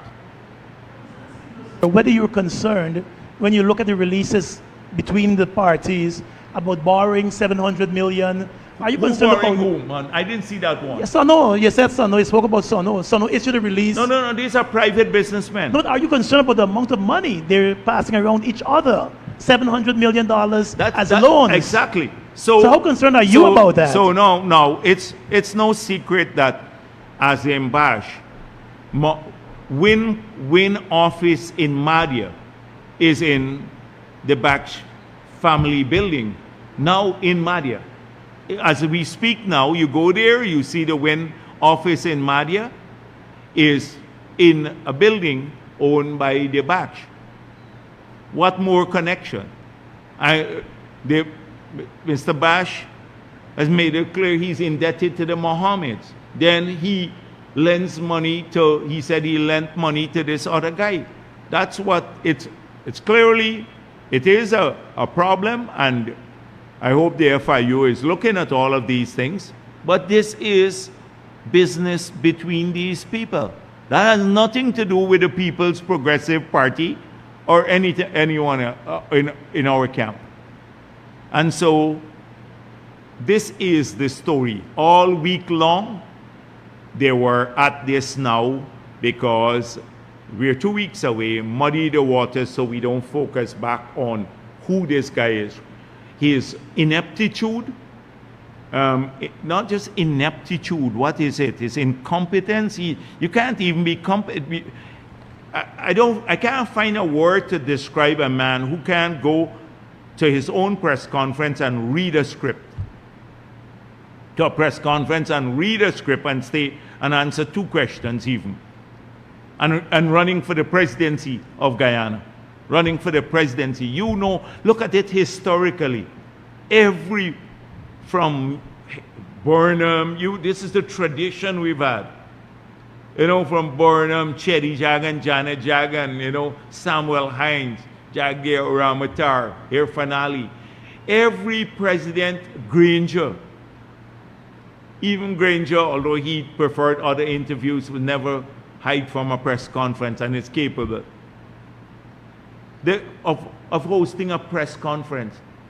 Just answering two basic questions. Can't answer it. Can't explain nothing, even what's written in his manifesto. They look shocked when they hear the reporter ask about their own things in their manifesto. Obviously, they didn't read it.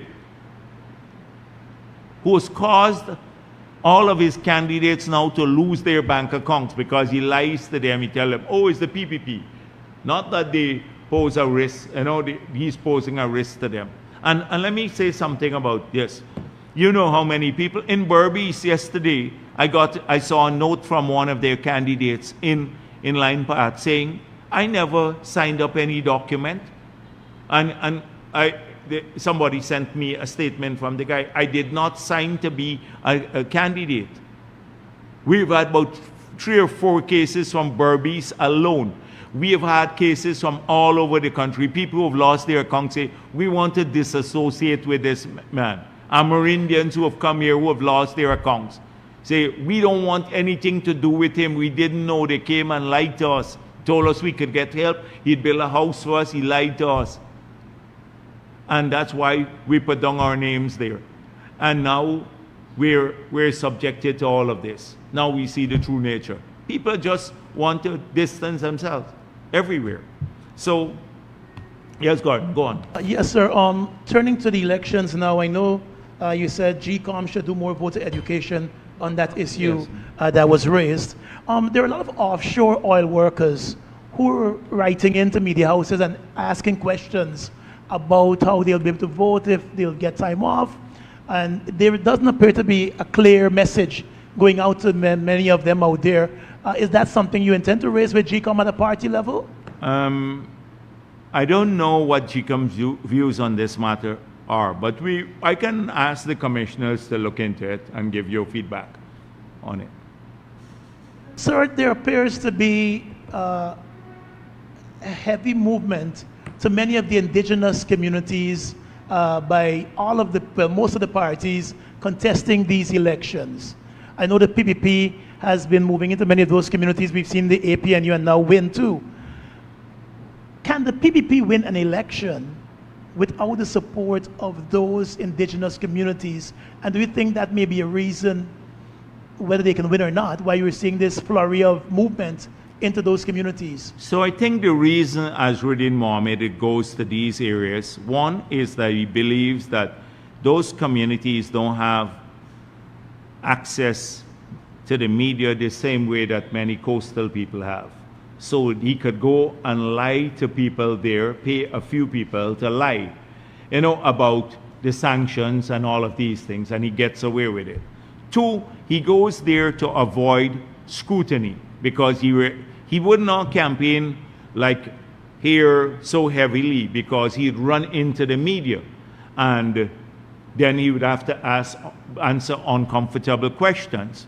The third thing is that when you look at the votes, for example, in Region 9, in the last elections, the PPP got 57% of the votes in Region 9. That meant 43% of the votes went to other people. So a lot of them now from APNU, or some people from APNU may go to WIN, and I saw Norton he said something very strange. I think I have it here. So some might go to WIN because of their lies, and a lot have come to the PPP. So you've seen Norton go to Comaka in Mabaruma. He was there with Jureta Finance. And if you don't have the picture, I'll share with you the picture. He was alone talking to himself. Now, that's Mabaruma. That used to have a big pocket of APNU support in the past. So it doesn't mean the 57%. We didn't win 99% of Region 9, so that any vote that goes to another party will come at the expense of the PPP. We won 57% of the votes there in the last elections. We're hoping to increase that percentage there. So APNU supporters, people are not going to support, so APNU. So some of them are coming to PP, some may go to Win, and some may stay with APNU. So we have looked at the numbers right across the country, but of course, we campaign hard in every area, and we're very competitive. We're a competitive party. We take our message everywhere. We go to the Amerindian communities, we go to the Indo-Guyanese communities, we go to mixed communities, we go to Afro-Guyanese communities, we go everywhere. We're everywhere campaigning. So it's not unusual for us to be campaigning everywhere. But people have to look at those numbers. So wherever you go, for example, if you go to, I don't want to give more examples, I just gave you one example. So this is what Norton said. Mr. Norton flagged the concern Saturday night during an address at a public meeting in Ithaca, West Coast, Bobby. I hold no brief for Mohammed. I hold no brief for Mohammed because he's more in our constituency than any other one. So I guess the impression sometimes he's working for the PPP. Now, they have been setting up, the Win people set up the APNU tent for their meeting in Queenstown, but he claiming they're working with us. But I'm watching. I'm not commenting yet. He's watching now. We're 2 weeks away from the elections. He's still watching. He's not commenting as yet. 2 weeks away from the elections, he's still watching Norton. So he clearly doesn't want to criticize the Mohammeds. I don't know for what reason, whether they're helping to fund APNU or whatever reason. But I believe there is some collaboration. Substantive question, sir. Can the PPP win these elections without the overwhelming support of the indigenous communities? We believe we can win the elections based on the support and win the elections with a bigger majority than 2020, with a significantly bigger majority than 2020, with the support of the Amerindians, the Indo-Guyanese, the mixed people, and Afro-Guyanese. And we're going to do that. We're going to win the elections with a major increase on what we had in 2020.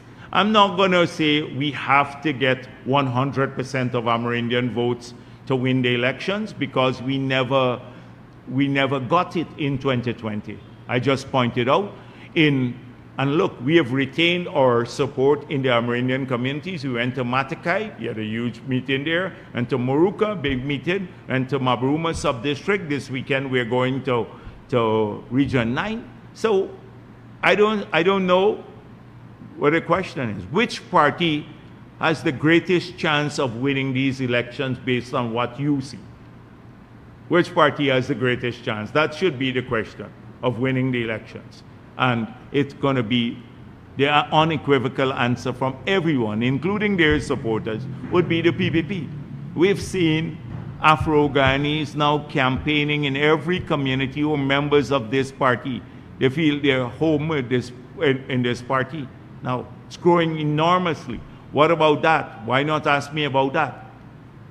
It is a huge number of our activists and people who are supporting us in these communities, because they believe that their children's future would be safe in the hands of a party that's trying to bring Guyana together. And finally from me, sir, and following up on Vashani's question with regards to the Elder Mohammed and the reported visit to the Venezuelan embassy. It's months now since that tweet from the U.S. Congressman linking the younger Mohammed to the Venezuelan president, the Mohammeds, to the Venezuelan regime, and now you're raising concern about this visit to the embassy by the father. And your party and the government has been clear on how it sees persons engaging in whatever issues tied to Venezuela. So why hasn't the party, or the government, why hasn't the government or the police moved to raise questions with regards to this, since you're so concerned about the sovereignty and all of that about the country?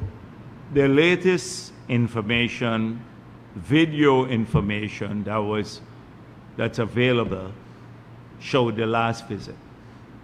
The last visit which took place just a few weeks ago, I think. So that is why it is surfacing now. Recall, I said that when a US congressman says something, they're privy to more information than we have. The information has now come to light from that last visit that there is, first of all, a visit. There may have been several visits before, and when someone, the Venezuelan ambassador, confirmed the visit and also said they're applying for a visa. So now that is newly emerged evidence of this visit. And so, going back to the earlier question whether he should get consistent with the policy of questioning people who threaten sovereignty of our country, whether he should be questioned now, I'd leave that up to the police and the army. We're in election season, so you have to be a bit sensitive about it. But that doesn't mean that they get off freely. They need to answer now, which I'm hoping they will do. That if, like they did right away when the report came out that Ashru didn't go, they have to say, the father went, he didn't tell them that he went there, which would be stretching our imagination. And two, why he went there. They need to tell us. But is this just cheap political rhetoric? No, it's not. It's only cheap political rhetoric when we say it. When they lie, it's not cheap political rhetoric. Let's move on now, Gordon. You're excusing this issue. This is a serious matter. Yeah. Yes. All right. Okay. It's not. It's not. It is a serious matter.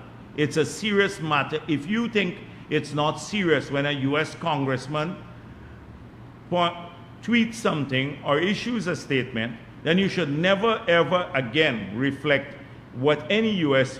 person says. And when, because you don't, because the U.S. did not share at that time, that's what I was telling you. They have more information available to them when they make these statements, and they would share with us. Now we have the evidence of it, evidence of a formal engagement between the parties. This is an answer that we don't believe, which is they went there to apply for a visa.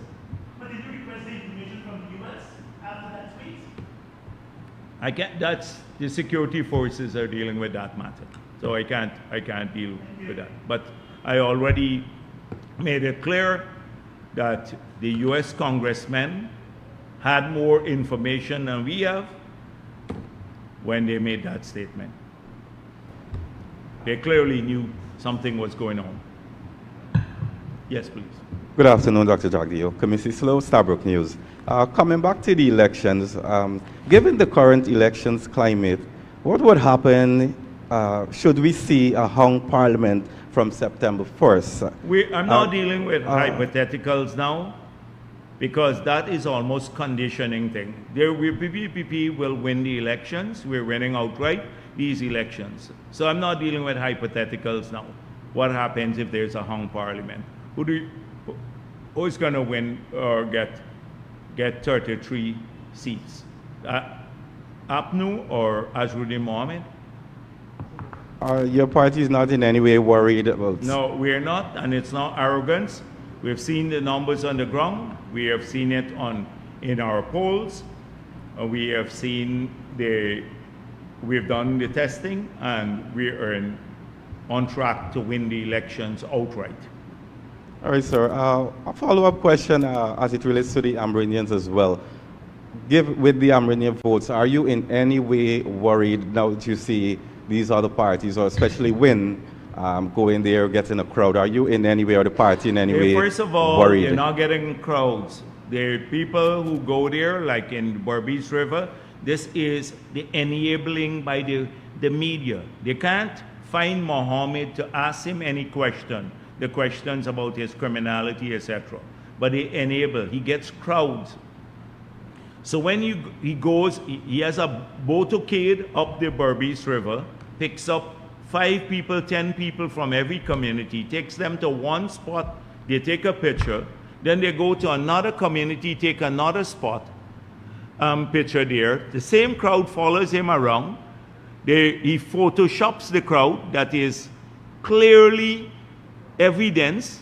We have a picture of him. The same people you see here, like the massive crowd he had in Linden, he photoshopped it. You saw one face recurring 3 times on the same poster. We enable him. And that's what he's been doing, because on his Team Mohammed page, they block anyone who can point this out, or on the Essecubo is ours. And by the way, you saw when the story came out, many Venezuelan trolls came on to criticize. And that Essecubo is ours, which was linked to him, is, I believe, a ton of Venezuelans also helped in that regard. Essecubo is ours, they set up a Facebook page to support him. So if you go to those, they block you, but they put up a picture, massive crowd here again. And the media in this country, if they were to only call the residents in the area and say, were those people from your community? And people would say no. Like Lima Sands. They went into Lima Sands, took a picture there. Lima Sands supports us now. 7 residents from Lima Sands were there. They brought people from charity, from everywhere else, on the naming all over, and in bus loads. It's a touring. They went to Line Path. You had about 5, 6 persons from Line Path there. The same thing. People from all the villages went there, and their candidates took a picture. They had about 30, 40 people there, and they took pictures. This is the sort of thing. Now, I'm not saying they will not get any vote, but I'm saying that this is enabling. And when you look at the Amerindian vote too, like, what do you expect? That you expect the PPP to win? To win these elections, we have to get every vote? We have to get, if, as I was saying, if you have 500,000 voters turn out, to win the elections, you just need to get 251,000. That leaves 249,000 persons who can vote for other political parties, and you still win the elections. So the 249,000 can still vote for the other parties, and you win the elections. And the turnout, the last elections are 460-something thousand. So I assume, say 500,000 voters. So we must account for every one of the 249,000 other voters too.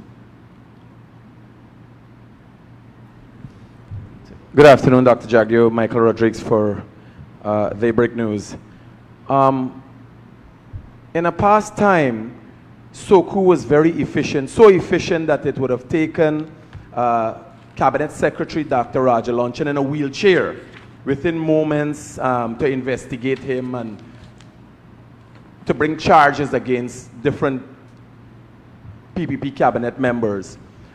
Are you worried about SOCU today, given an interview was recently given where an individual accepted he participated in gold smuggling to the tune of billions of Guyana dollars, obviously contributing to his assets, and SOCU has not made a move as yet? Are you worried about SOCU?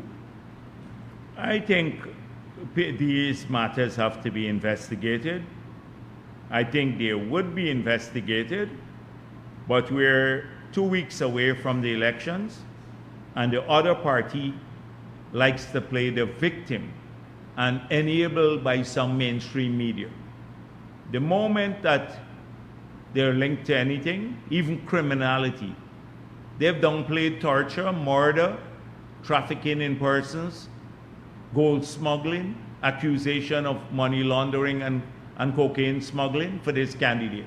The whole media here in Guyana, the whole media, and the so-called independent media and journalists, everything, they've downplayed that. Next thing is going to be, he's a victim now. So I think the state agencies have to put things on pause until after the elections, and then thoroughly investigate these claims and the charges, and then and if they find them credible, lay charges. That's the position now. Given what you've just said, Dr. Jagdeo, is your party concerned? The landscape, the media landscape in Guyana, no matter who they are, have their biases. Some people are supportive, or if you just speak the truth, it seems that you're supportive of the government. Yeah. Is your party worried that certain media entities have generally been bought out, and to some extent that can affect the outcome of the elections, or some of the, so to say, the voters who haven't decided where they're going as yet? Do you think the media entities that have been bought out? Clearly, there are individuals who have been collecting money from the Mohammeds to lie to people. They're campaigning in the communities, offering lots of things. Two, some of them are propagating all day. They're online, propagating falsehoods about the PPP and basically misdirecting any criticism that goes to him. You have some news entities who may or may not receive money from him, but a lot of them, they are anti-PPP, so they think that by giving him a free pass and enabling him, that somehow they're harming the People's Progressive Party. That is what. And also, if he is, you heard the same logic, or if he is going after the PPP strongholds in the Amerindian areas, maybe by some miracle that he would help APNU cross the threshold and you would have a hung parliament. I think they hope that that's what happen, and they give him a free pass. The people who are the ones exposing this corruption and the illegalities are really the true heroes of this country, not those so-called journalists who just tiptoeing around the issue, or news entities. They're the real heroes of the country, because they, in any part, if this guy succeeds, our country suffers. If he succeeds, our country suffers, everyone. And they're the real ones who are exposing him. So history will judge us differently. Let's see on which side they want to stand. Jagdeo, these are very tense times, and people tend to try to antagonize different party members, try to antagonize all party members. T. Mohammed's one of their candidates, Brian McIntosh, I don't know if you addressed it recently, was seen in a video with a machete threatening a councillor. Yeah, but I don't want to get, Critic, I don't want to get into these individuals. Just imagine this party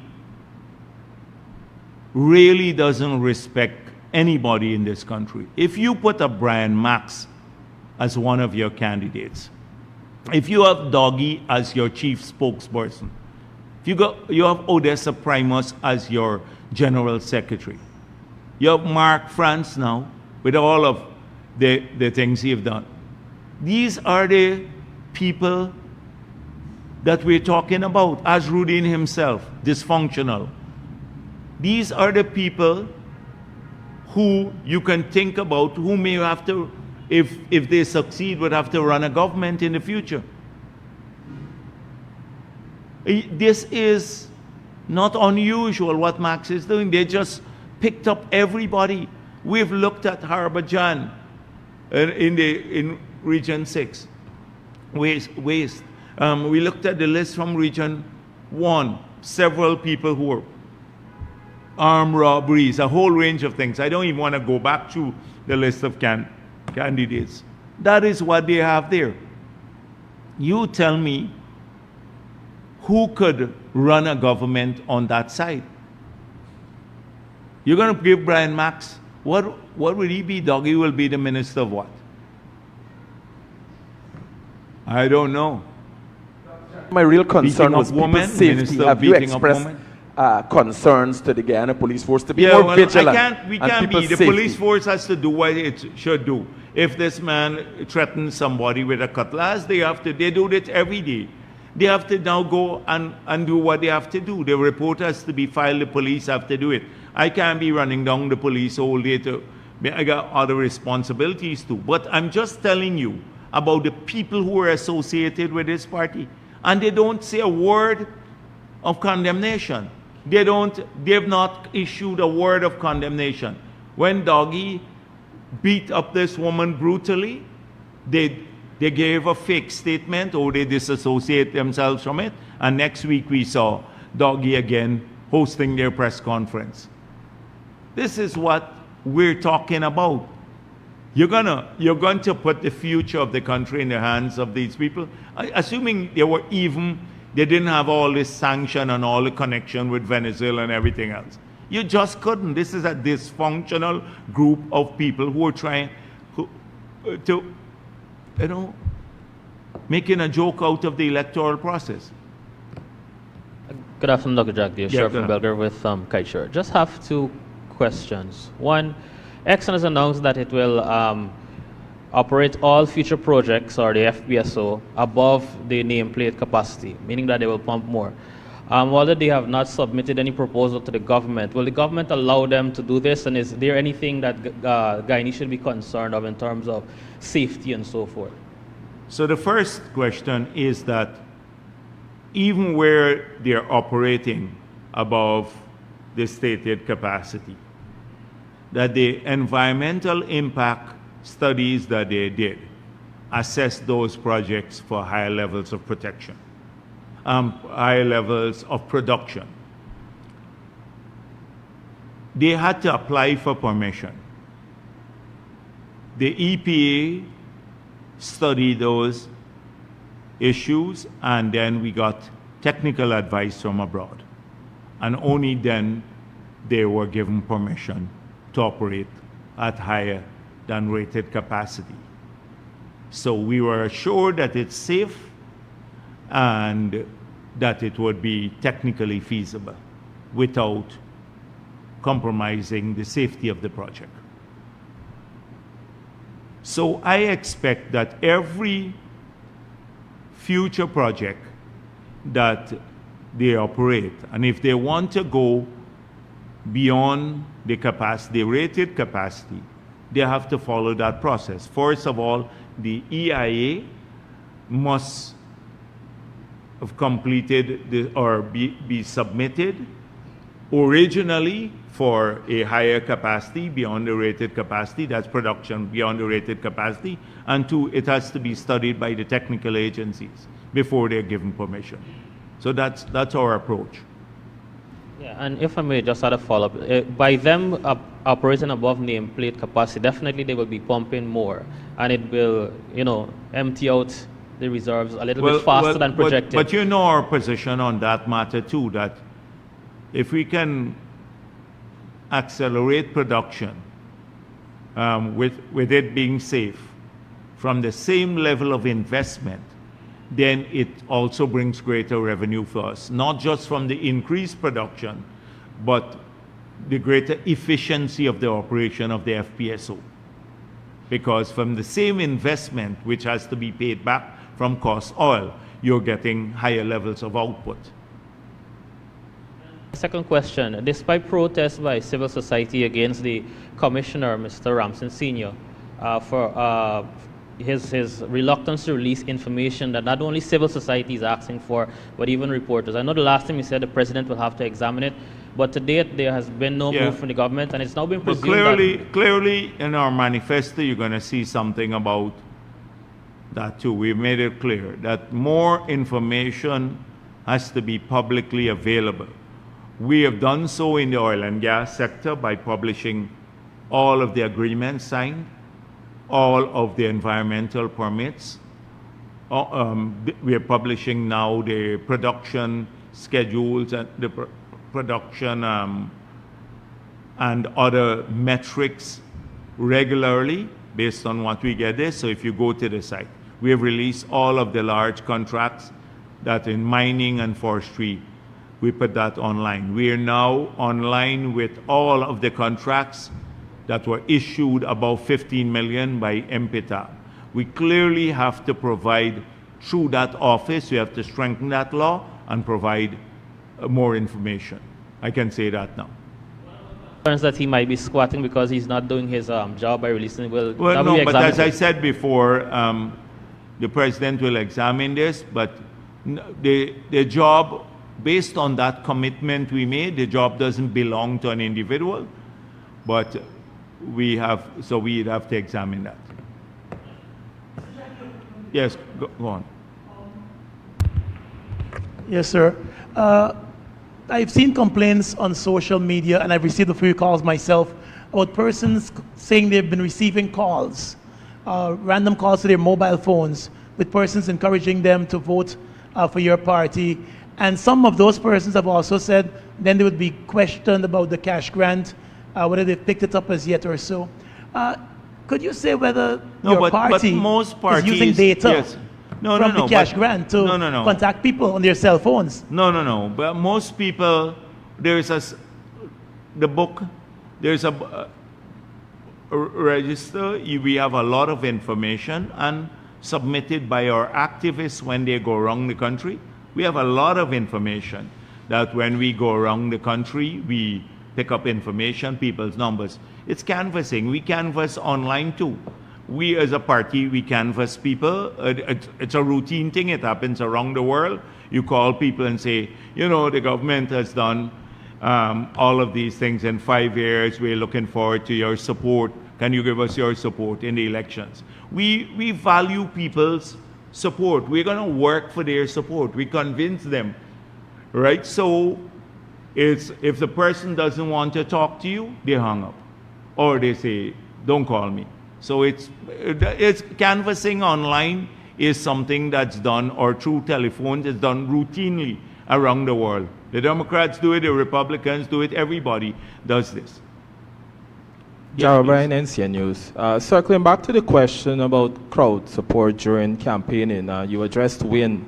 What about your other political competitors, for instance, APNU in the city, Orange Walk, and so on? The thing is that's what I'm saying, that at least APNU doesn't manufacture the thing and put a big headline. What APNU will do is they will just show you the speaker. They wouldn't show you the crowd. So they've been doing a lot of that where they have poor turnout, they show you the speaker.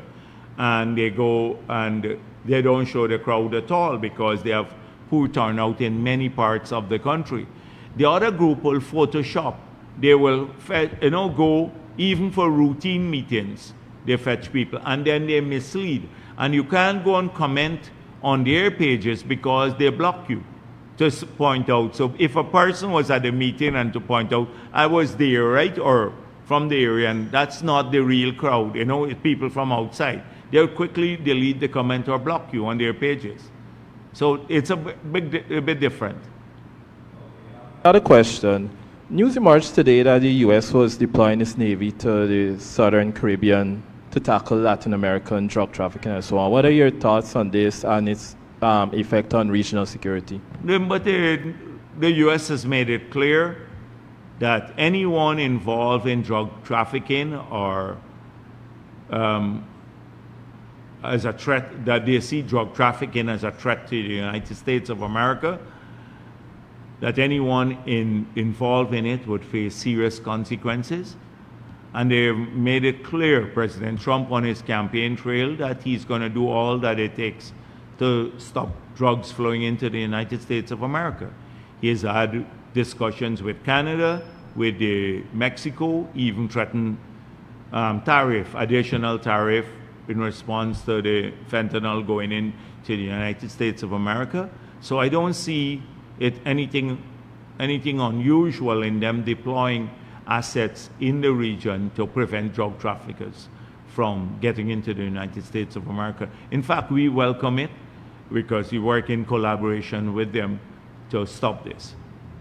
What are your impressions on the other findings in the human rights report, for instance, on justice, migrants, the justice I just system? wanted, as I saw it as a good report. It's a fairly decent report, so I don't see the need to comment on every section of it. So, and if you look at past reports, it's been a major improvement on past reports. Okay. My final question is on gas, oil and gas. Are there any updates on the Phoenix Park gas processing plant, the proposal that had been submitted in June and to Guyana? And we have Phoenix Park, which is the Phoenix from Park? Trinidad. The new government had announced that it submitted a proposal for a gas processing plant. I have not seen it. I have not seen that. Maybe it's with Vikram Bharrat. Okay. I have not seen any proposal. Okay, and we have two relatively new governments in Trinidad and Suriname. How are talks progressing when it comes to gas and energy collaboration? So I spent quite a bit of time when Kaichur asked me this question about the state, how I see the monetization of gas project working in the future. I laid out where we are at this time, the tripartite discussions we're having. I said no project has been approved as yet. We're exploring the feasibility of doing so, monetizing the gas.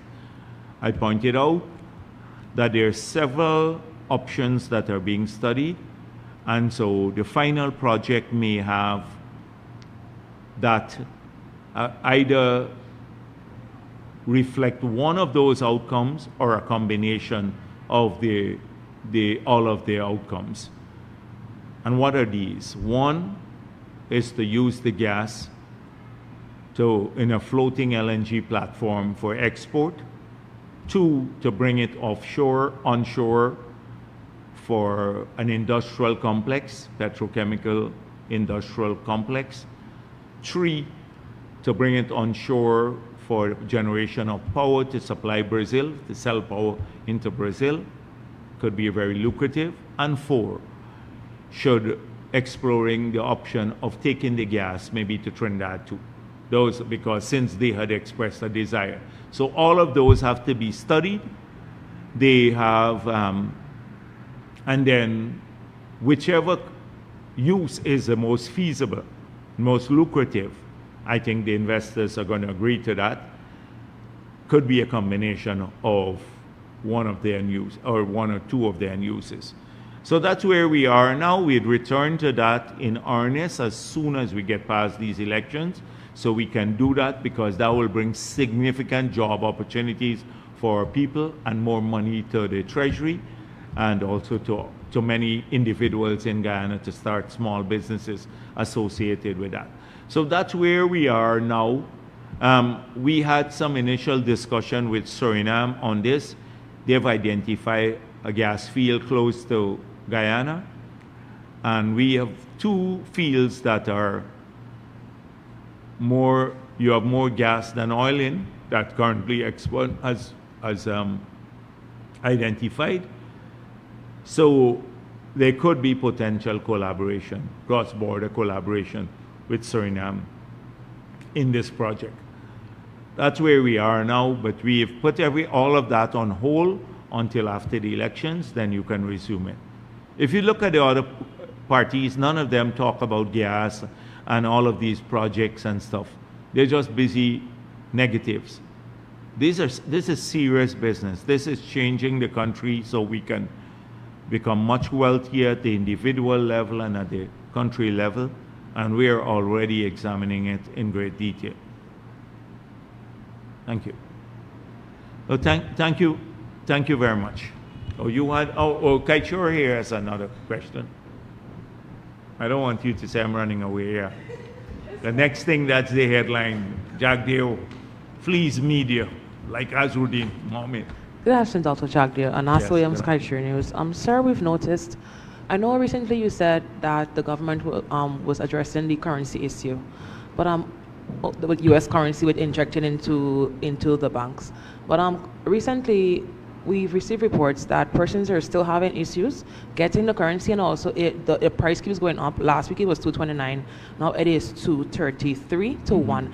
Can you say, or give us an update of how government is looking to address this issue, Yeah. since it's having such an effect on not just businesses, but prices will also rise for certain things? So first of all, we established that the demand has grown.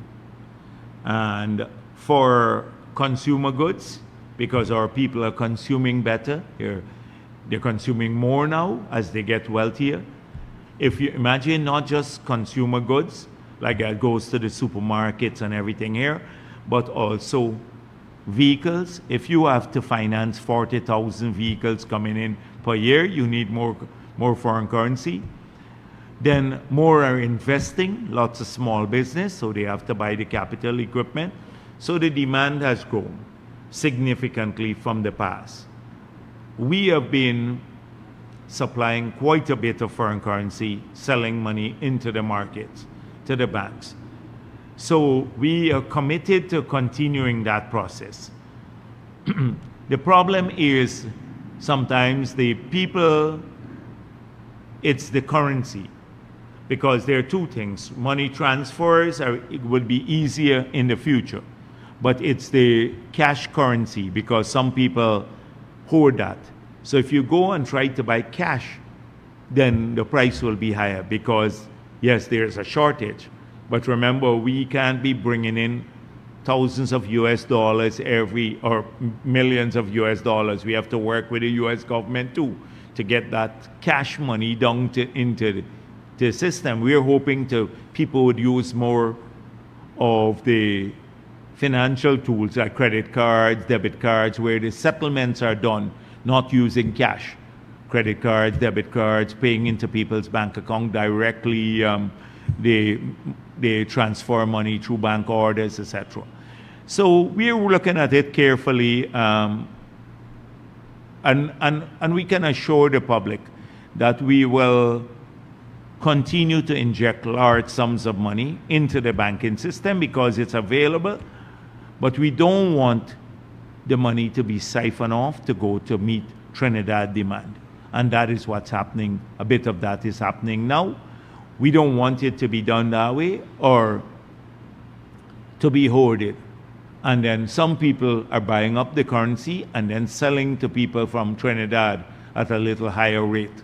So they're making an arbitrage now because those people in Trinidad are desperate to get the business community their foreign currency. They can't get, they have to wait some like eight months and all of that. So we will continue to look into it. A lot of people were talking about the Dutch disease and the money appreciating. We're managing that too. Okay, there's one other person, yes. So. Hi, sir. Following up back on elections, I know you said that you're confident, the party is confident about winning the election, but hypothetically speaking, should the election results not go your party's way? Yeah, Are but you prepared to accept? You asked that question and I answered it already. That would be the whole, my fear is not fear. I know where that is coming from. So there'd be an old speculation now surrounding, Jagdeo says that if the elections don't go their way, etc. It is another way of spreading uncertainty. We have done our numbers. We have done the work on the ground. We're campaigning everywhere. We have seen the enthusiasm and the support. We believe that the elections are going to be won by the PPP with a greater majority than in 2020 when we had all of these things stacked against us when we were in opposition. I'm not going to deal with that hypothetical now. When the elections are over, your hypothetical will go away, or we'll address it then, if it's real. I'm not going to deal with hypotheticals now. Thank you.